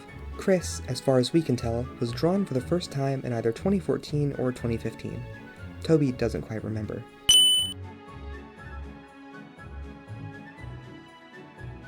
Sure, we have no idea how long he had the concept of androgynous emo teen protagonist with a striped shirt in mind, but I think it'd be silly to believe Kris's design wasn't directly based off of Frisk's during development. Other characters included in that 2014 or 2015 concept art are Ralsei, Susie, and Noelle. We know Susie existed in some form since as early as July 2013, but I believe Ralsei and Noelle's designs were conceived later on, closer to when TOBY made that concept art. Ralsei looks like a boss monster, a design that is already set in stone in TOBY's mind because of the Dreemurrs. Susie and Noelle fit perfectly with the rest of Undertale's anthropomorphic, animal-looking characters.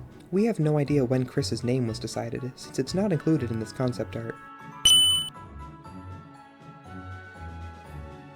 I do think it was after Frisk's name was decided, but it's hard to say. TOBY could have gone for any gender-neutral name out there, but he went with Kris. Looking at a list of English names that include Riss, the part of the name that is unchanged from Frisk's, Kris is the most similar looking and sounding name to Frisk in the English language. Another topic on the game development history side of things, there was a scenario where TOBY received an email from someone who complained about a few things in Undertale. One of their complaints was that Frisk resembled common depictions of Yellowface, a racist caricature. TOBY explains that these design elements, being the yellow skin and closed eyes, were made so that Frisk would feel less normal, comparing them to a Simpsons character. He also states that giving Frisk an unrealistic skin color allows fans to interpret their design in unique ways, and draw them however they imagine. He then apologizes, and says he will never create a character that looks like this in the future. So, let's take a look at Kris. Kris shares the same yellow skin as Frisk, but it'd be a massive stretch to compare them to Yellowface stereotypes, because plenty of fictional characters have yellow skin. Again, look at The Simpsons. This works just fine for Kris, because they don't have the same unfortunate combination of yellow skin and closed eyes that Frisk does.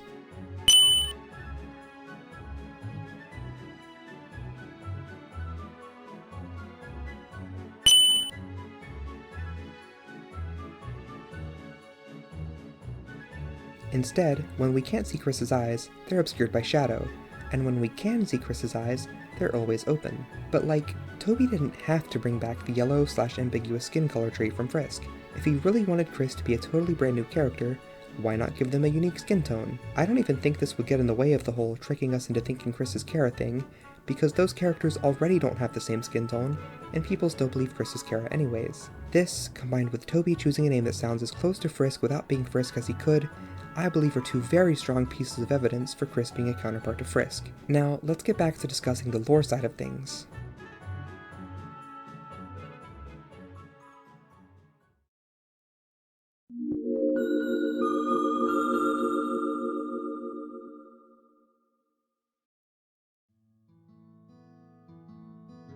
As part of my efforts to debunk the idea that Kris is Chara, as well as any of the other fallen humans that aren't Frisk, let's discuss the timeline. I do not believe there is any solid evidence pointing to Deltarune taking place in the 2010s or 2020s, when Chara would be the same age as Kris. Before I talk about why I'm confident Deltarune takes place after Undertale on a timeline, let's debunk Deltarune taking place in the 2010s or 2020s. Firstly, let's talk about a piece of evidence that people tend to use to support this claim. In Chapter 1, Ralsei gives Kris a manual after the tutorial, but you can't actually read it. You can find the contents of the manual in the game's files though, and in the manual we see it dated in the 2020s. Unfortunately, this date can't be used as evidence, as the manual goes unused, and TOBY himself said not to take it seriously in the Undertale 6th anniversary stream.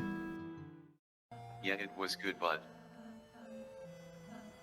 it just felt wrong. So, don't take it seriously. Next, let's get into my claim that Deltarune takes place after Undertale. Please keep in mind, I'm not saying that Deltarune is a sequel, just that if you place the worlds of Undertale and Deltarune next to each other on a timeline, Deltarune would take place later than Undertale.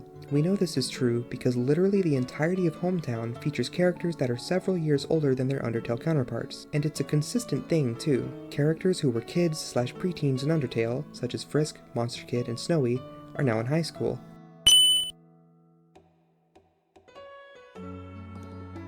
Characters who were older teenagers or young adults in Undertale, such as Burger Pants, Caddy, and Bratty, are also visibly older.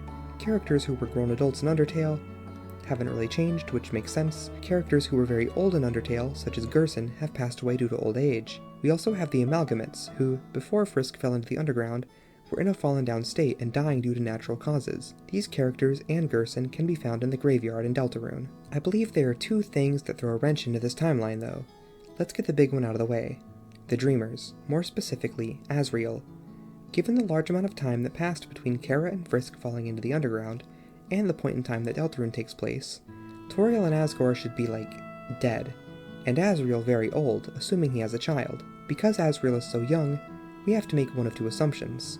The first is that boss monsters reach a point where they stop aging until they have a child. Let's say that boss monsters reach adult maturity and then stop aging. If they decide to have a child, their soul energy will cause the child to grow, but also cause the parents to continue aging. While we don't know exactly how this works, I feel like what I just said makes sense given what Gerson tells us. This would mean that, for some reason, Asgore and Toriel waited until much later to have a child in Deltarune's world. I think we can rule this out though, considering Rudy, his wife, Toriel, and Asgore most likely went to college together. I think it'd be a massive coincidence if Toriel and Asgore not only both went so long without having a child for whatever reason, but then also ended up going to the same college. Is this all possible?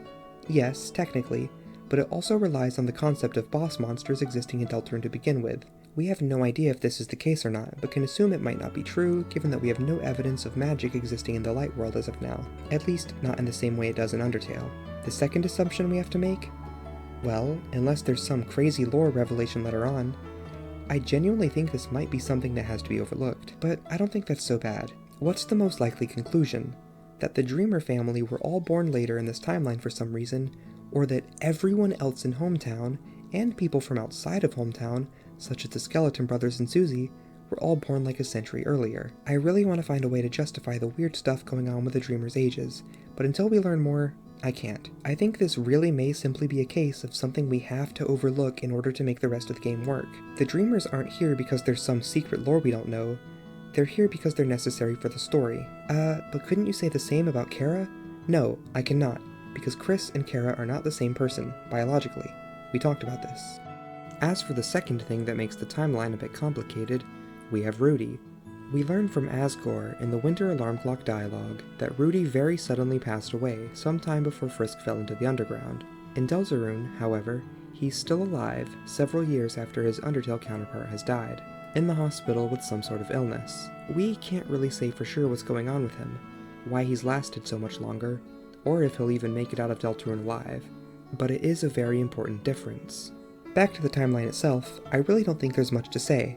Undertale takes place in the future, meaning Deltarune would as well, and comparing the small glimpses we see of the surface in Undertale to the world of Deltarune, things don't seem all that different. If there have been any major leaps in science or technology, they probably don't affect the day-to-day life of the average person all that much. I've seen people claim that Deltarune takes place in the early 2000s due to technology on display, and the type of humor and jokes that we tend to get, but I don't think this is the case at all. In the underground, monsters have access to a giant magical geothermal energy plant filled with a bunch of awesome-looking sci-fi tech, but this stuff doesn't really impact the rest of the underground, at least aesthetically. They live in completely normal-looking homes, build normal-looking modern architecture, and use technology that is either modern-day or older. The worlds of Undertale and Deltarune don't have to appear stereotypically futuristic to take place in the future. It doesn't matter that Kris and Asriel owned retro Nintendo consoles as kids, which would probably be super old by this point in time, because that's not the point. The point is that Kris and Asriel played retro games together as kids and have nostalgia for them, just like plenty of actual siblings.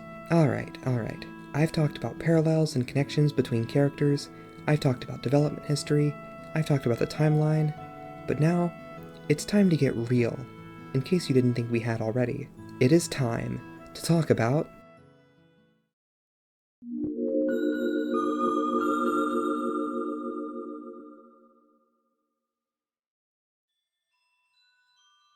Clam Girl confirms that Kris is Frisk. Let me quickly refresh you on who Clam Girl is, in case you've forgotten or have no idea what I'm talking about. If your save file's fun value is between 80 and 89, a character named Clam Girl will appear in the room below Napstablook's house. If you interact with her, she'll tell you that she's visiting Waterfall from the city, and then tell you about her neighbor's daughter, Susie.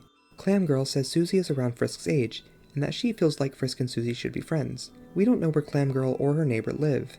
Clam Girl says this isn't actually a problem, because fate will find a way for them to eventually meet.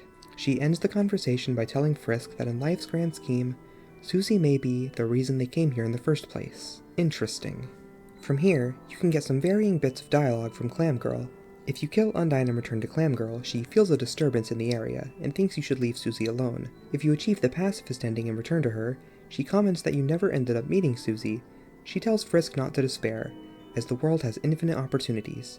Despite these alleged infinite opportunities, Clam Girl also says there's a limit to the things we can do, and that accepting this limit is healthy. If you achieve the pacifist ending and speak to Clam Girl without interacting with her at all before the final battle, she admits she wanted to tell you about her neighbor's daughter, but Frisk walked right past her, and now it isn't their fate to be told about Susie. But just who is this Susie character? Fans would speculate for a while. Susie may be an NPC yet to be discovered, maybe she'd be added in a later update. Some people even speculated that Susie was the real name of Monster Kid, but TOBY deconfirmed this in a now deleted tweet. Can that really be it? Was Susie destined to be forgotten? Left in the game as some unsolvable mystery? No, of course not. It's September 18th, 2018, and Undertale has just gotten its second console port to the Nintendo Switch, featuring decorative window borders, a new boss fight, and more.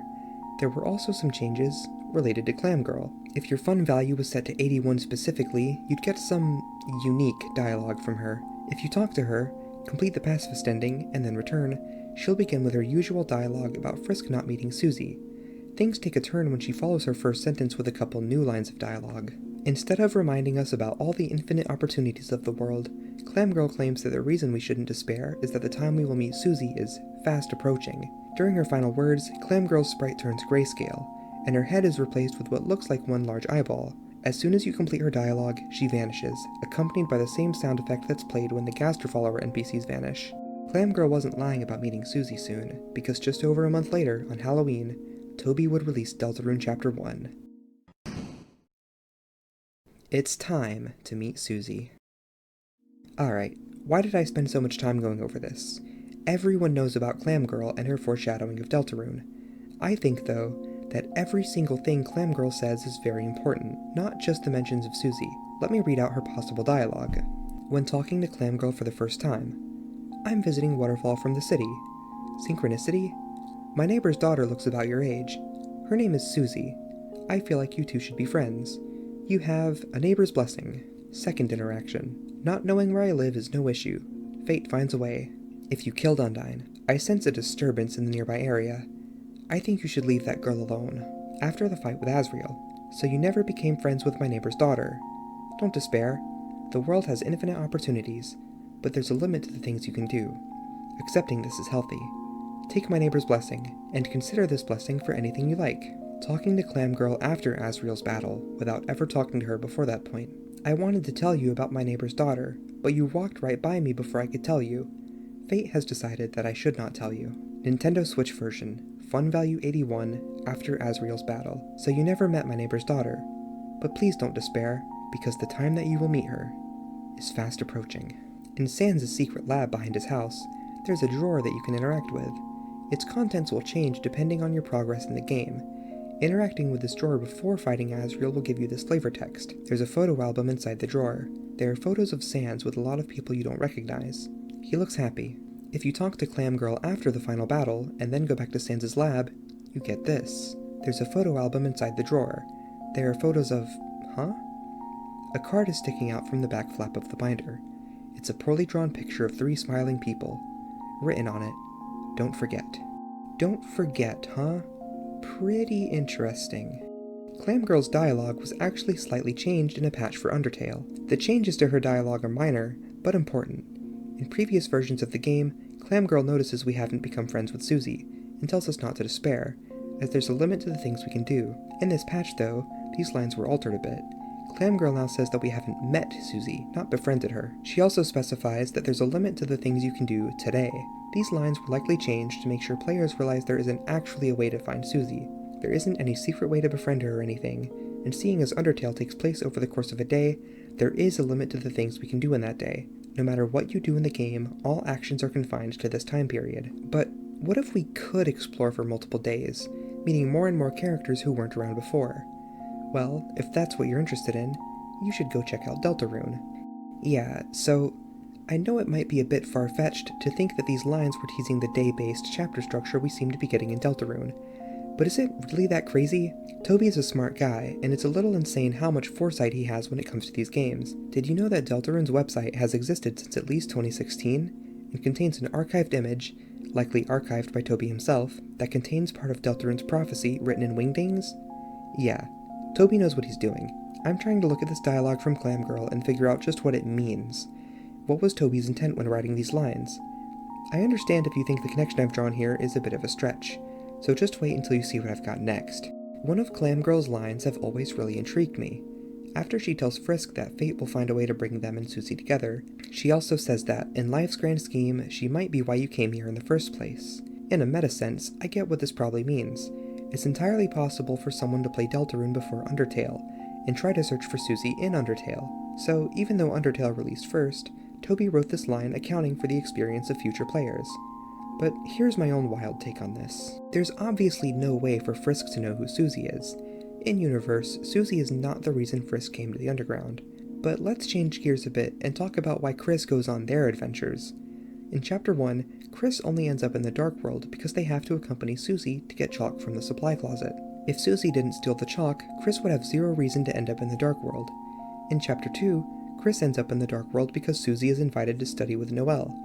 Kris is also technically invited, but as an afterthought. This entire interaction wouldn't have happened if Noelle wasn't trying to talk to Susie, who at the time was with Kris. So we have two examples of Kris ending up in the same location as the chapter's Dark World because of Susie. Will this pattern continue?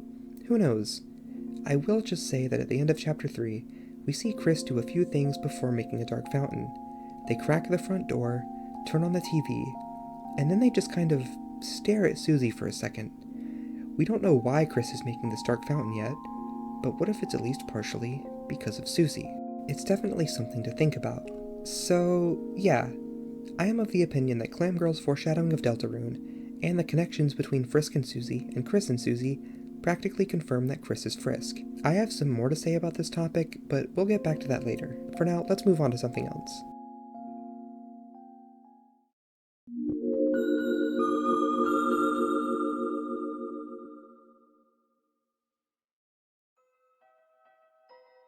Here is a list of all the Light World characters that are brand new and did not physically appear in Undertale as of Chapter 2. Birdly, Caddy with an Eye and her parents, Jockington, Noelle and her family, the Warrior, Briefcase Guy, the Dragon Dad's family, this cat that looks at the milk, Alvin and Miss Boom, Purple Guy, Terry, Rainy, Susie, and Kris.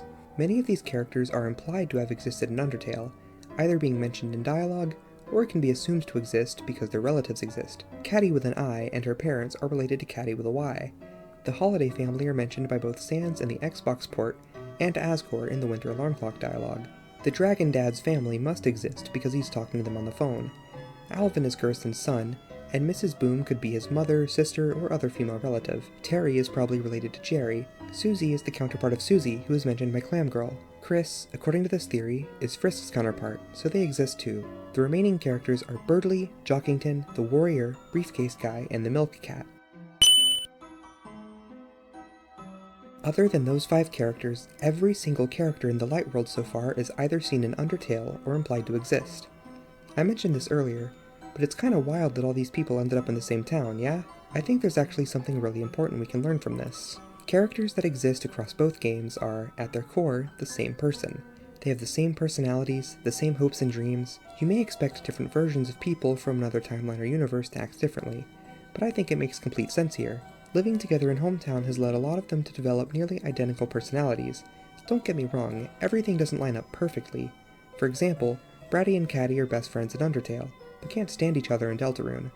Undyne and Alphys met in Undertale because Alphys was visiting the trash dump near Undyne's house. In Deltarune, Alphys is just another resident of Hometown who Undyne probably never paid much attention to until recently. But still, their personalities remain almost entirely unchanged, and this applies to pretty much every returning character. Because the Underground isn't what made these monsters who they are. There is one exception in all of Hometown though. Kris. You can reasonably believe that most of the monsters, because they grow and develop around the same people in both worlds, end up being very similar. But Kris has lived such a wildly different life than Frisk could have ever experienced. Sure, Frisk can fall into the Underground and befriend monsters, but Kris's scenario of being raised by monsters is pretty much impossible in Undertale's world, unless Frisk were to, end up in the Underground as a baby somehow. The thing is, I don't believe these circumstances led Kris to become that different of a person from Frisk, but they did do something else that is very important.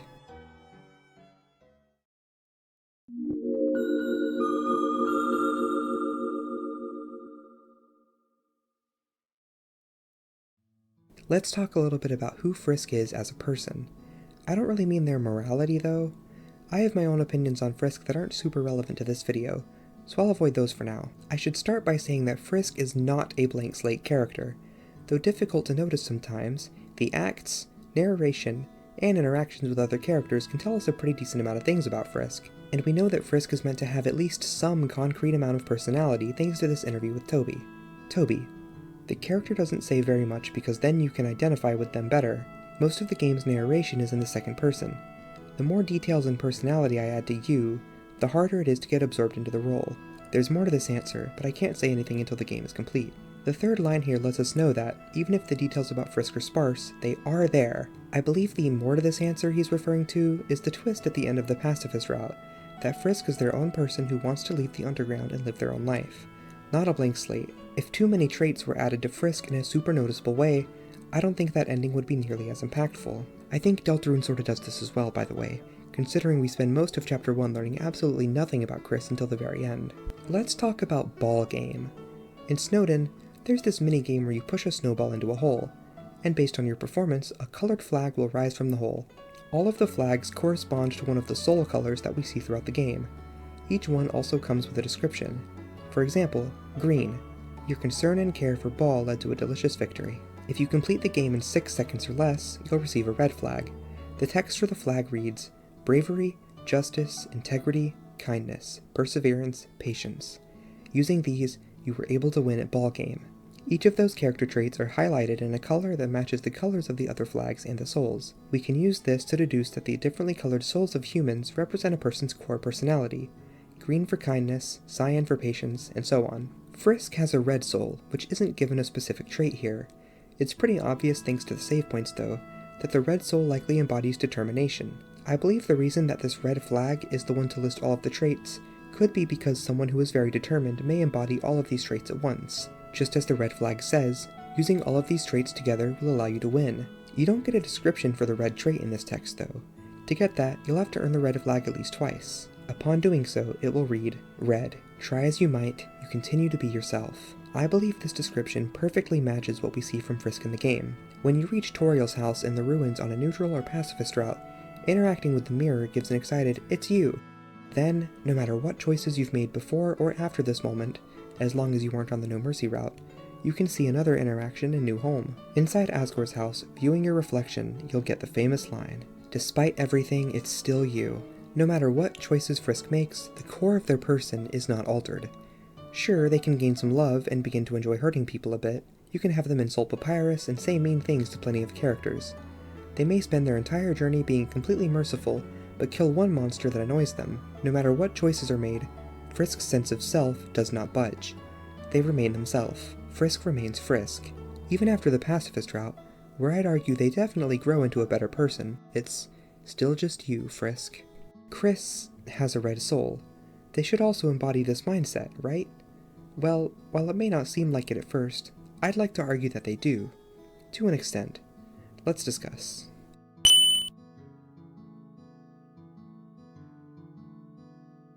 Did you know that Kris has had a really rough life?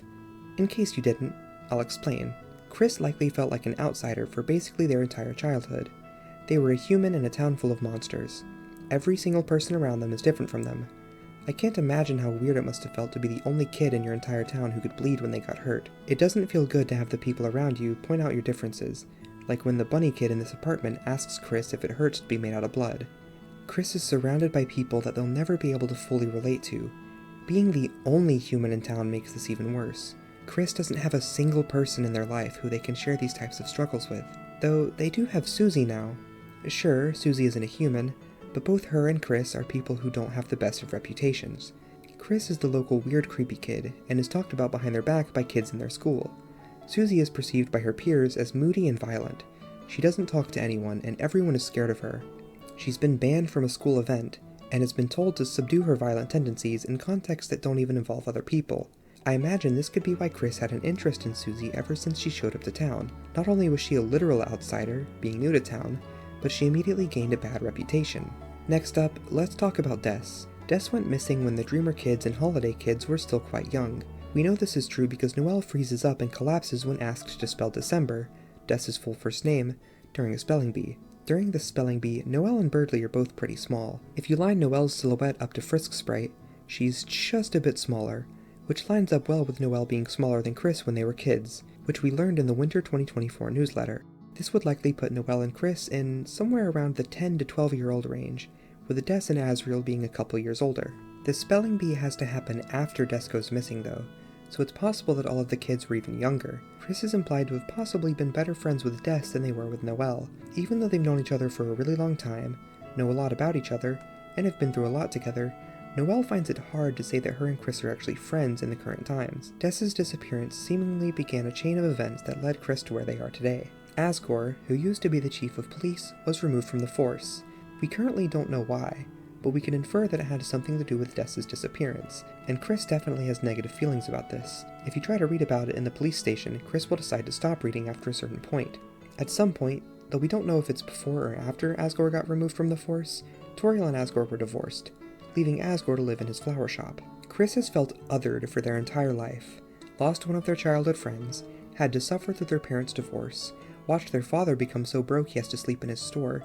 The same father uses him to give flowers to Toriel instead of doing work to mend their relationship on his own. Their internal struggles have caused them to become quiet and distance themselves from their friends and family.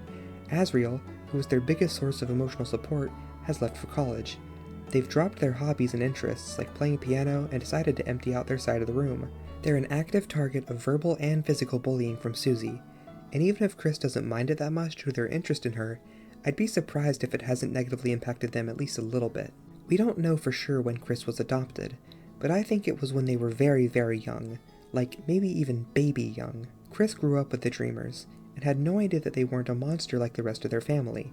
Asriel, who is a couple years older than Kris, eventually started to grow horns. Given that Asriel doesn't have horns in Undertale, we can assume horns are kinda like a part of the Dreemurrs' puberty.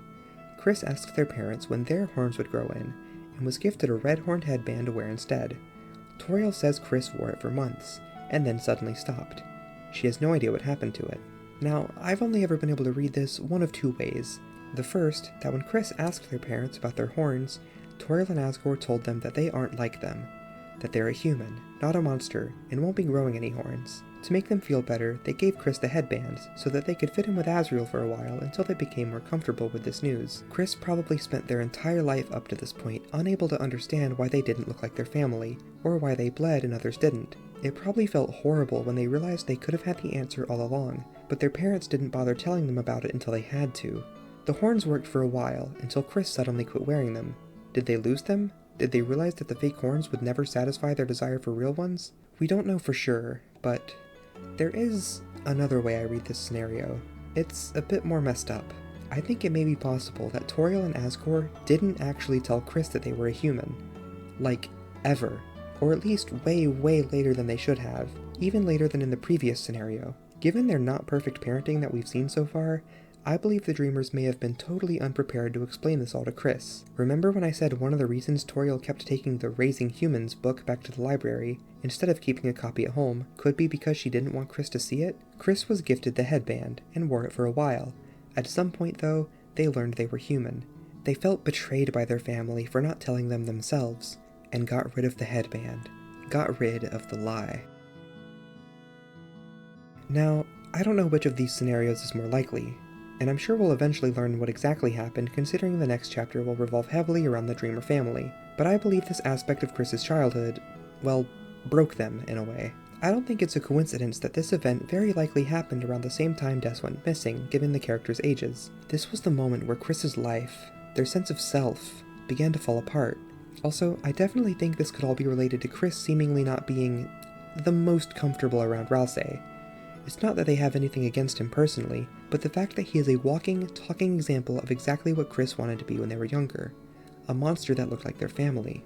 The subject of Kris being uncomfortable with their humanity, I believe, could also act as a way to explore Kris's struggles with their gender identity. Nobody in Hometown seems to have a problem using Kris's pronouns, and we can see they've been going by they-them from a pretty young age thanks to this story from the Spampton sweepstakes. But being respected isn't everything. If that Dark World bedroom closet flavor text is meant to imply anything, I definitely think it's that Kris is still figuring out who they are, and possibly even struggling to do so, but that part's just speculation. I definitely think Kris being jealous of Asriel getting his horns can be read as a metaphor for a trans or non-binary kid who's jealous of their older sibling that's going through puberty. They have to sit there and watch their older sibling grow up and change in ways that are impossible for them, and then maybe even get told that those things aren't ever going to happen to them by their parents, and get a headband to tie them over. Wow, Kris is seriously going through it, man. I truly believe that after everything that has happened to Kris, combined with their own internal struggles, that Kris's identity has more or less fallen apart. They've isolated themselves from everyone around them and don't pursue anything in particular. They aren't a very happy person. It all honestly makes their situation in game even more tragic. Kris has spent quite some time distancing themselves from practically any form of personality. Nobody in town aside from Kris's childhood friend and their own parents have much of value to say about them, and even their parents aren't as involved with their mental health as they should be. Kris doesn't even feel like a real person anymore. It's only you. It's what they call you. It's entirely possible that Kris would prefer if someone else could just live their life for them. Thus, Kris being the person to get possessed by a higher being that invades their life, interferes with their personal relationships, and replaces them with itself, couldn't be more perfect. I have hope for Kris, though. There is a very important theme of freedom in Undertale and Deltarune. Frisk and the monsters want to escape the underground. Characters like Flowey and Frisk have the freedom to do whatever they want thanks to their saving and loading powers. Chara freed themselves from their problems through death. The younger people of Hometown want to leave the small town in pursuit of greater things. Jevil was locked away and has grown bored of his personal freedom. Spamton wants to ascend into whatever heaven is, and break free from whatever is controlling him. Queen wants to escape from the confines of the library. I believe that not only will Kris fight for their freedom from the player's control, but that over the course of the story, they will begin to rebuild themselves with the help of their friends. They'll regain their identity, their confidence, their determination. I think it's pretty clear that Kris cares a great deal about their friends, and their adventures are doing a lot to help their friends become better people. This is already also having a positive effect on Kris, too, but I believe Susie, Noelle, Birdley, and Ralsei, and others, are going to do their best to help Kris in the way that they've helped them. I would like to say though, while I do think everything I just said is true, I don't think Kris has betrayed that red flag. I don't think Kris has failed to continue to be themselves. Not entirely. Yes, they're definitely not in a very good place mentally, and would probably change plenty of things about their life if they could, but there's a very important aspect of their character that hasn't been defeated. Kris sees Susie, someone who is clearly suffering, someone whose trauma has turned her into a bully. They endure Susie's bullying in hopes that they'll be able to be her friend and help her best qualities shine. Kris may be very quiet and introverted nowadays, but they're still a very caring person. They may not be the best at expressing it right now, but they're gonna get better. They haven't let their traumas completely change who they are at their core. It's not just Susie though. Despite the problems they face, despite their instinct to distance themselves from those who they were once close to, Kris still does their best to help others, to bring out their best qualities. They know how to approach Susie from a place of understanding, and get her to be her true, playful and lovable self. They know how to remind Noelle of the good times they shared as kids, and bring out the silly side of her that will prank Kris back, and stand up for herself. They know just how to get on Birdley's nerves in a way that he clearly somewhat enjoys, and ultimately help him open up about his own trauma and decide to start making changes. The sentence I'm speaking right now was written into the script after the April 2nd Deltarune trailer, and I just gotta say, seeing it open with Kris taking a knee to lend a hand to a dejected-looking Susie, well, basically everything I just said was right on the money. I think this short clip from the trailer does such a good job at showing Kris's caring side. I think this entire mentality applies to Undertale's pacifist route as well. Frisk, depending on how you read some of the small clues given about their backstory, has also likely been put through the ringer a bit before falling into the underground. In the pacifist route, Frisk goes on their own personal journey and is able to grow into a more thoughtful and conscientious person, according to this Frogget. A journey that's a bit more hidden than the character arcs of the rest of the main cast. This route is all about doing your best to treat people kindly even if they don't seem like they deserve it on the surface, and choosing to do the right thing even when it's difficult. I'd argue Frisk has every right to at least fight back against all the monsters who attack them, and especially against characters such as the Canine Unit or Undyne, whose jobs are literally to kill them. In the pacifist route though, Frisk endures a lot in order to establish friendships with many of the monsters. They go on that date with Papyrus even though he tried to capture them. They do that cooking lesson with Undyne even though she wanted them dead. They put up with all of Alfie's and Metaton's crap and still befriend them in the end. Even if they choose not to forgive Asriel for the horrible things he's done as Flowey, they had to show kindness to Flowey to get to this point in the first place, either by sparing him or by fulfilling his request to get through the entire underground without killing anyone, which by extension can potentially be a part of what helps them become a better person depending on the routes you've played. By the end of the pacifist pacifist route, it's made clear just how much Frisk loves their new friends, and how determined they are to save everyone in the underground. They're so determined to do so that they can manifest their determination into physical healing items, refuse death itself, and take a timeline-wiping attack. If Frisk had killed anyone on their adventure, they didn't have to reset and show kindness the next time around. They do it because they're told there's a better way,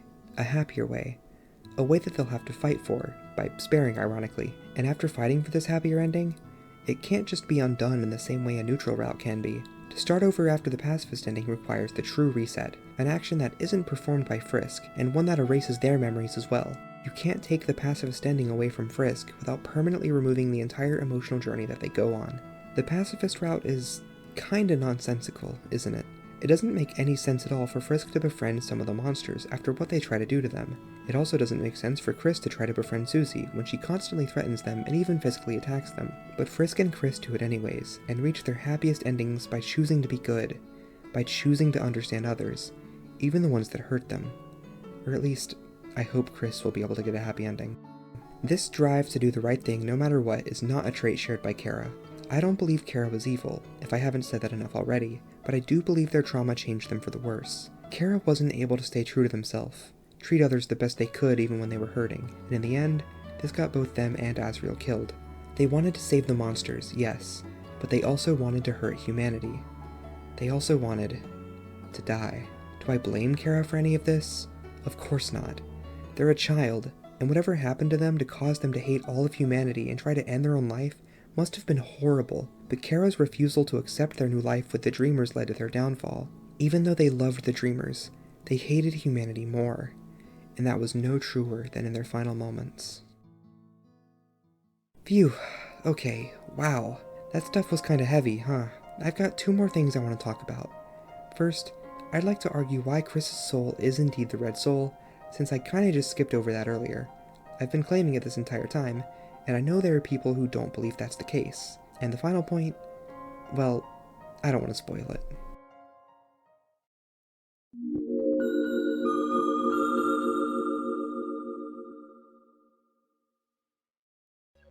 Kris being either Frisk or Chara is impossible if their soul isn't red. Some people believe that Kris's red soul is actually the player's soul.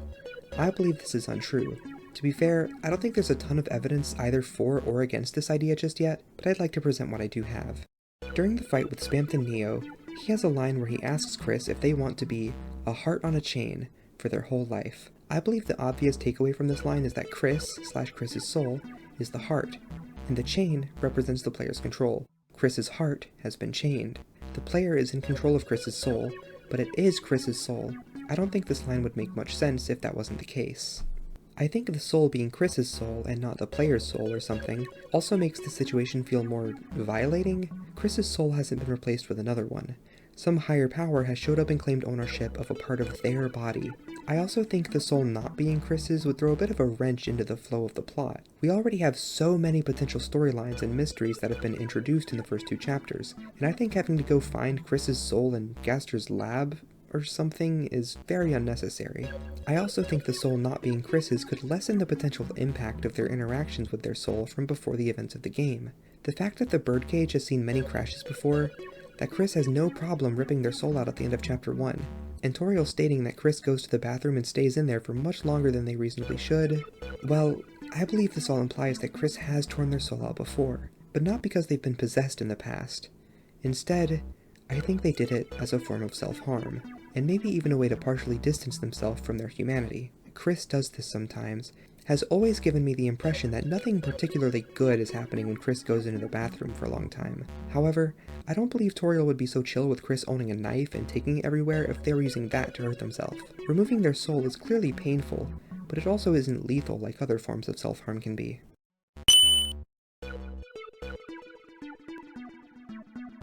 In Chapter 1, after first entering the Dark World, Kris's power screen reads, "Human. Body contains a human soul." I think it's very possible, given what we've discussed before, that Kris struggles to see themselves as anything more than just a human, a non-monster body with a soul that isn't a monster soul. Also, I'm not implying Toriel actually knows exactly what Kris is doing in the bathroom, just that it's a repeated behavior, and I don't know what other conclusion could possibly be drawn from the fact that it's happened before. Another thing that makes me believe the red soul is Kris's soul is that we know how possession works in this series. Chara can't just take control of Frisk. They can only do so after Frisk sells their soul to them in order to bring the world back. Frisk's soul belongs to Chara now, so they're free to take control of it, and by extent, its host. Now, I'm not saying Kris sold their soul to Gaster or something, but it is definitely possible, and people have created some pretty interesting theories based off of the idea. So, if some sort of deal or process has to occur before one's soul can be owned by someone else, what did happen to Kris's soul? I have an idea. Let's talk about the vessel creation sequence. So, what's the idea that I just mentioned? Well, I'm proposing that the vessel creation sequence wasn't ever actually meant to fulfill its supposed purpose. We were never actually supposed to play as the character we create. This idea might sound crazy at first, but let me explain. Think about the contents of the vessel sequence. Things seem pretty normal until we get to choosing the vessel's legs, where all of the options are exactly the same except one of them. This is then followed up by several absolutely absurd sounding questions with equally absurd answers. What in the world does a vessel's favorite food being salty, or a bunch of completely made up blood types, have to do with what we can assume to be their intention, allowing us to exist in the world and claim the role of the human in the prophecy?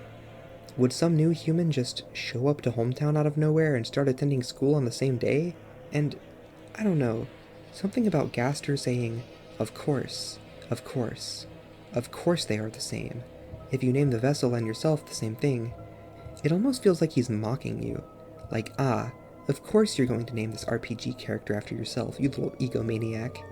This entire sequence feels like Gaster is setting us up with expectations that won't be realized. You can even see this on the game's store page where it advertises a customizable avatar. Outside of that one line, the marketing doesn't even try to pretend that this is actually the case. We have to remember, Gaster is probably conducting some kind of experiment here. I highly doubt that he's as reliable of a narrator as many people assume he's being. But why is he doing this? Well, at the end of the vessel sequence, our vessel is discarded, and we are told that no one can choose who they are in this world. Minutes later, Susie tells us that our choices don't matter. I think it's safe to say that your choices don't matter is going to be Deltarune's It's Kill or Be Killed, an idea presented to us at the start of the game, which we can then follow or disobey.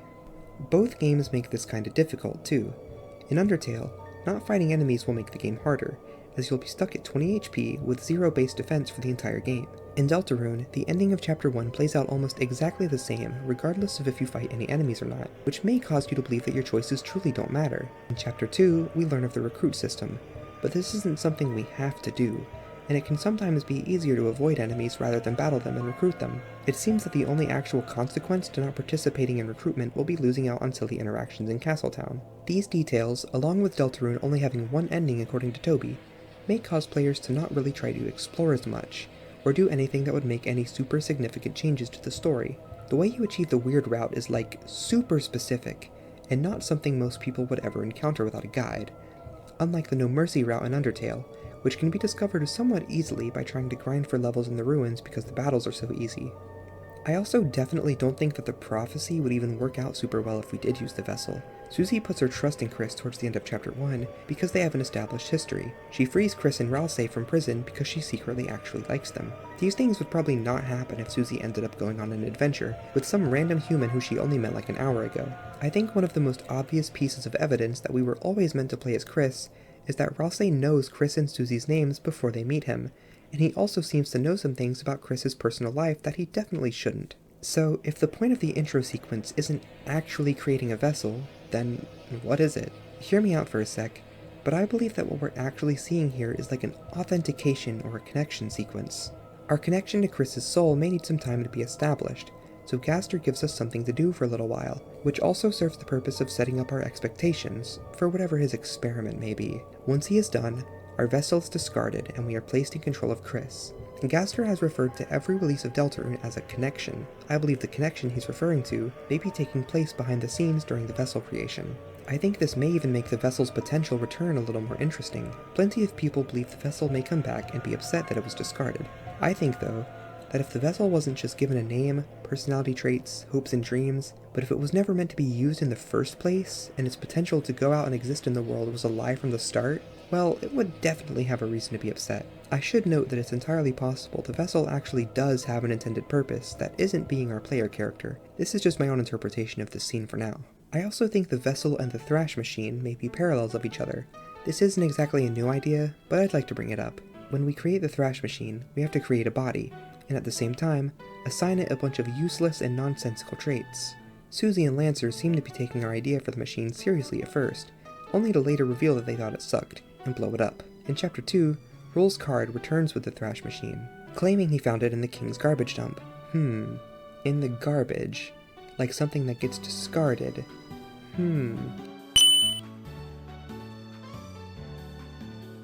After Rolls uses the machine to fight Kris and Ralsei, it returns once again to be used by the heroes to take down Queen. With the vessel creation sequence lining up pretty well with what we see of the Thrash machine in Chapter 1, I believe that its appearances in Chapter 2, and possibly future chapters, are foreshadowing the return of the vessel. It may return first in an antagonistic role, but eventually be used to help save the day. Maybe we will eventually get to play as it, and assist the heroes. I do think it's very safe to say that the vessel will return, by the way, not just because of these parallels, but because the vessel was discarded. It was thrown away, not deleted or killed. There's also the fact that if you skip Chapter 1, the game will create a default vessel for you. One last thing about the vessel. I definitely think that showing us a character creator, where we get to choose the personality traits and name of the character, only to then put us into Kris, is a good way to immediately let us know that Kris isn't a self-insert. Inversely, just dropping you right into Undertale and not giving Frisk that many obvious character traits will make you think that you are playing as a self-insert, setting up the twist at the end of the pacifist route. Hopefully by now you believe that the red soul belongs to Kris, if you didn't before. Again, I don't think a 100% concrete argument can be made for either side due to our current lack of knowledge, but I believe it makes the most sense given the story we have so far.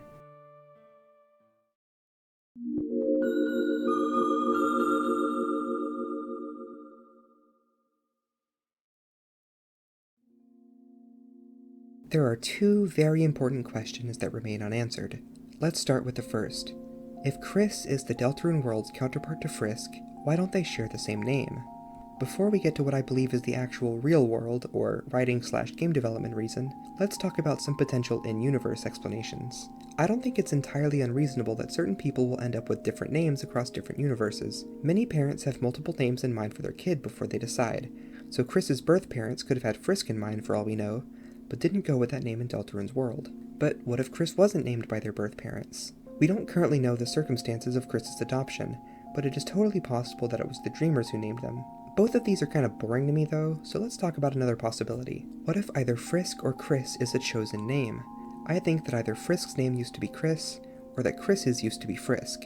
The problem with this is that I don't know how you'd reveal that Kris's old name was Frisk. This would require someone to basically dead name them, or for us to get some kind of flashback to a point where Kris was young enough to still be using their original name. We know Kris has had the name Kris since they were a little kid, thanks again to the same Spamton sweepstakes story where Kris is referred to with they/them, when Noelle is at an age where she can barely type coherently. While it's possible we get flashbacks in the game at some point, I highly doubt we'll get some character who hasn't seen Kris since they were that young. I don't even know who that would be. It can't be like Des, because she would be around at the time of that Spamton sweepstakes story. And I highly doubt that the secret boss of Chapter 3 is going to be like Kris's birth certificate that calls them Frisk instead. So I think that if either of these names are chosen names, it has to be Frisk. Frisk is not a real name in English, or at least it wasn't until a bunch of Undertale fans probably inevitably changed their names to Frisk or named their kids that. Also, I think that Frisk choosing a new name for themselves after their super emotional journey in the pacifist route, the route where they dedicate themselves to growing into a better person, is kinda neat. But these ideas are just wild speculation. I don't think any in-universe explanation for the name difference is super important, and it's possible that one doesn't even really exist. Let's get into the real reason Frisk and Kris don't share a name, though.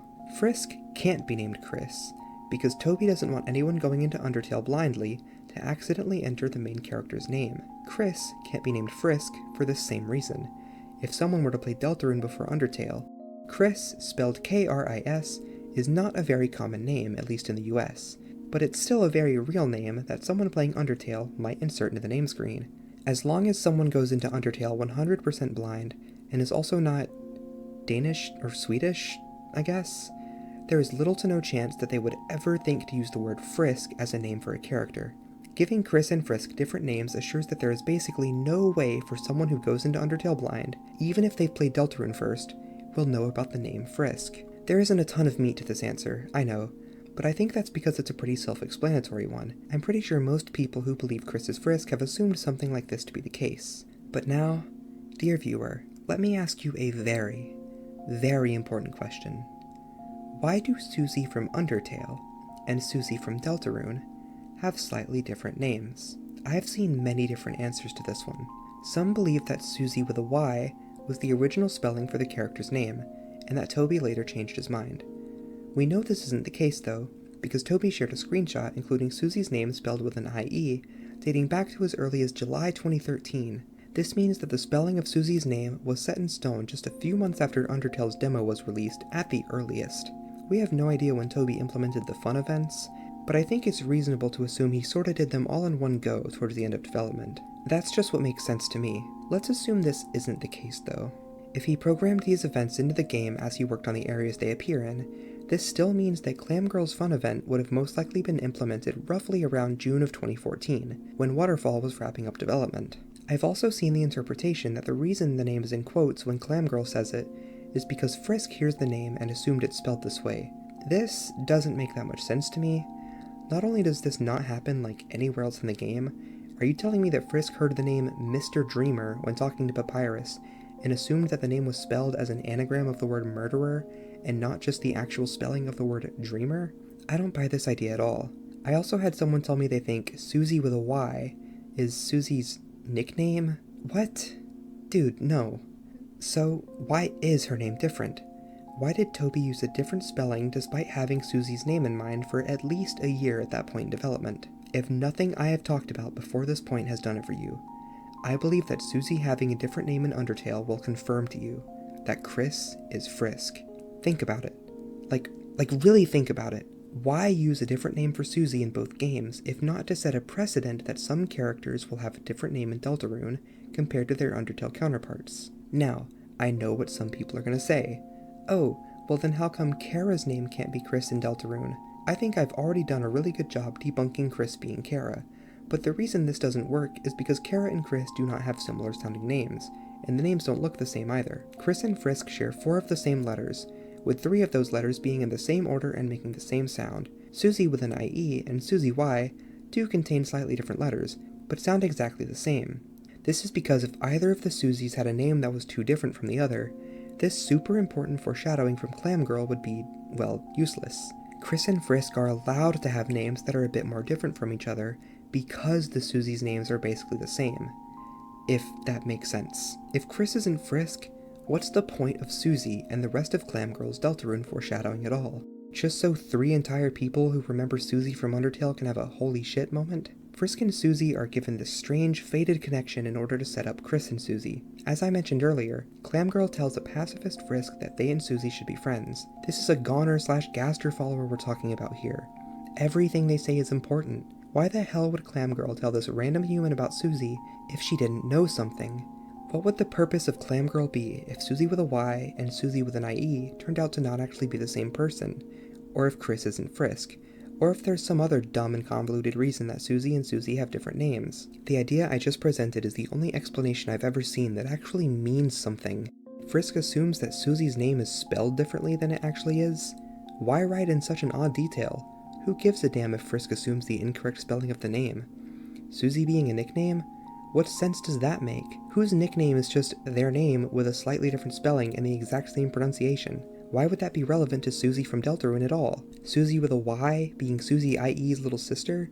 Like Caddy and Caddy in Deltarune? Technically possible, but now what?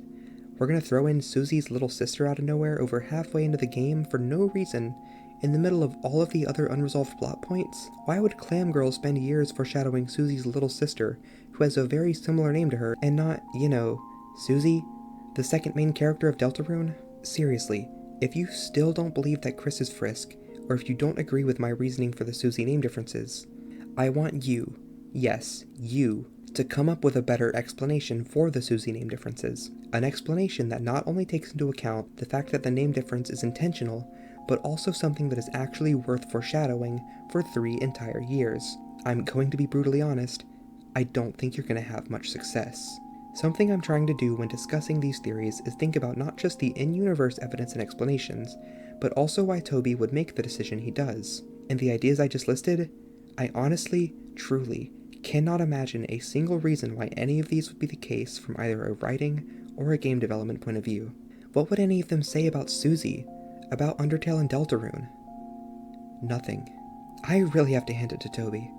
I think the connection between Frisk and Susie and Kris and Susie is one of his most genius plays yet. Seriously. Also, random silly detail that I didn't know where else to mention, Susie goes from a 4-letter name in Undertale to a 5-letter name in Deltarune, while Frisk goes from a 5-letter name in Undertale to a 4-letter name in Deltarune. I just think that's neat. Before we end this segment for good, I'd like to quickly bring up Clam Girl's presence in Deltarune. If you ignore talking to Onion-san in Chapter 1, you can find Clam Girl near the beach. Upon talking to her, she turns into Clam Guy, a completely separate character. Clam Guy will ask you if you've seen the weird circle on the beach, and tell you that he stood on it yesterday and something weird came out of the water. Then he says, of course, it's not yesterday anymore, so too bad. Obviously, this is all hinting to the player to check out the circle the next time they play Chapter 1, to see something they missed before. But this is yet another example of Clam Girl referencing the day system in this game. This scene has always spooked me a bit. I can't help but get the feeling this is the very same Clam Girl from Undertale, here to keep an eye on Kris and Susie or something. I'm pretty sure Clam Girl switching to Clam Guy isn't a mistake, because it was never changed in any of the updates that Chapter 2 has received, and should be a pretty hard thing to miss when implementing the interaction itself, you'd think. Clam Girl having really weird behavior in Undertale Switch Edition just to come back and also do weird stuff in Deltarune is kinda perfect. I wonder if the other Lighteners that resemble Gaster followers will also end up doing some weird stuff. We already have this bird-looking guy who's going to slowly let us read more and more about souls, possibly leading to some major lore revelation, so it's definitely not out of the question.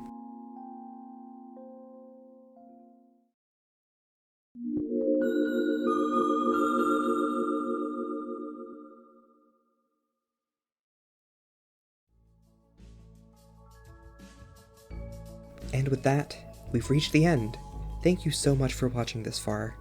While I'm obviously very confident that Kris's Frisk is true, and genuinely don't see a universe where I'm proven wrong, please don't confuse the purpose of this video as saying that anyone who doesn't believe this idea is like stupid or something. I wanted to be as thorough as possible, and I believe I was pretty successful in doing so. I think there are definitely some small details I may have forgotten to talk about, like Frisk not liking soda? This could be important if we learn that Kris also dislikes soda, maybe in Chapter 4 when Kris and Susie go to the diner together? Just a thought. I'm also very aware that some of the interpretations and conclusions I arrived at could definitely be considered stretches, but I think I did a pretty good job at making it clear when that was the case. In the end though, I'm really proud of the evidence and reasoning I've provided. I'm so excited for the next chapters of Deltarune to teach us more about Kris. I already know we're going to get some epic Dreemurr family lore in Chapter 3, and I'm super interested in that. I do have one final thing I want to say. I've seen several people claim that they don't want Kris to be Frisk because it undermines Kris as a character. I see takes like, I just want Kris to be Kris, not Frisk, or why can't Kris just be their own person? I've never really understood this perspective.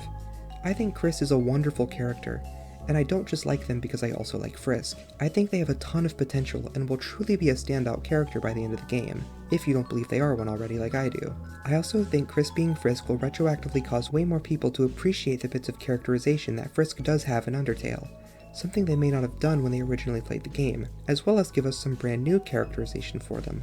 Kris being Frisk will hopefully cause everyone who's viewed Frisk as a totally blank slate to realize that this isn't the case. I say hopefully because some people still don't even understand that Kris isn't a blank slate. I don't think Deltarune Toriel is a worse character because we've already had Undertale Toriel. I'm super excited to get to know this version of her in Chapter 3 and beyond. This goes for any character who's returning from Undertale.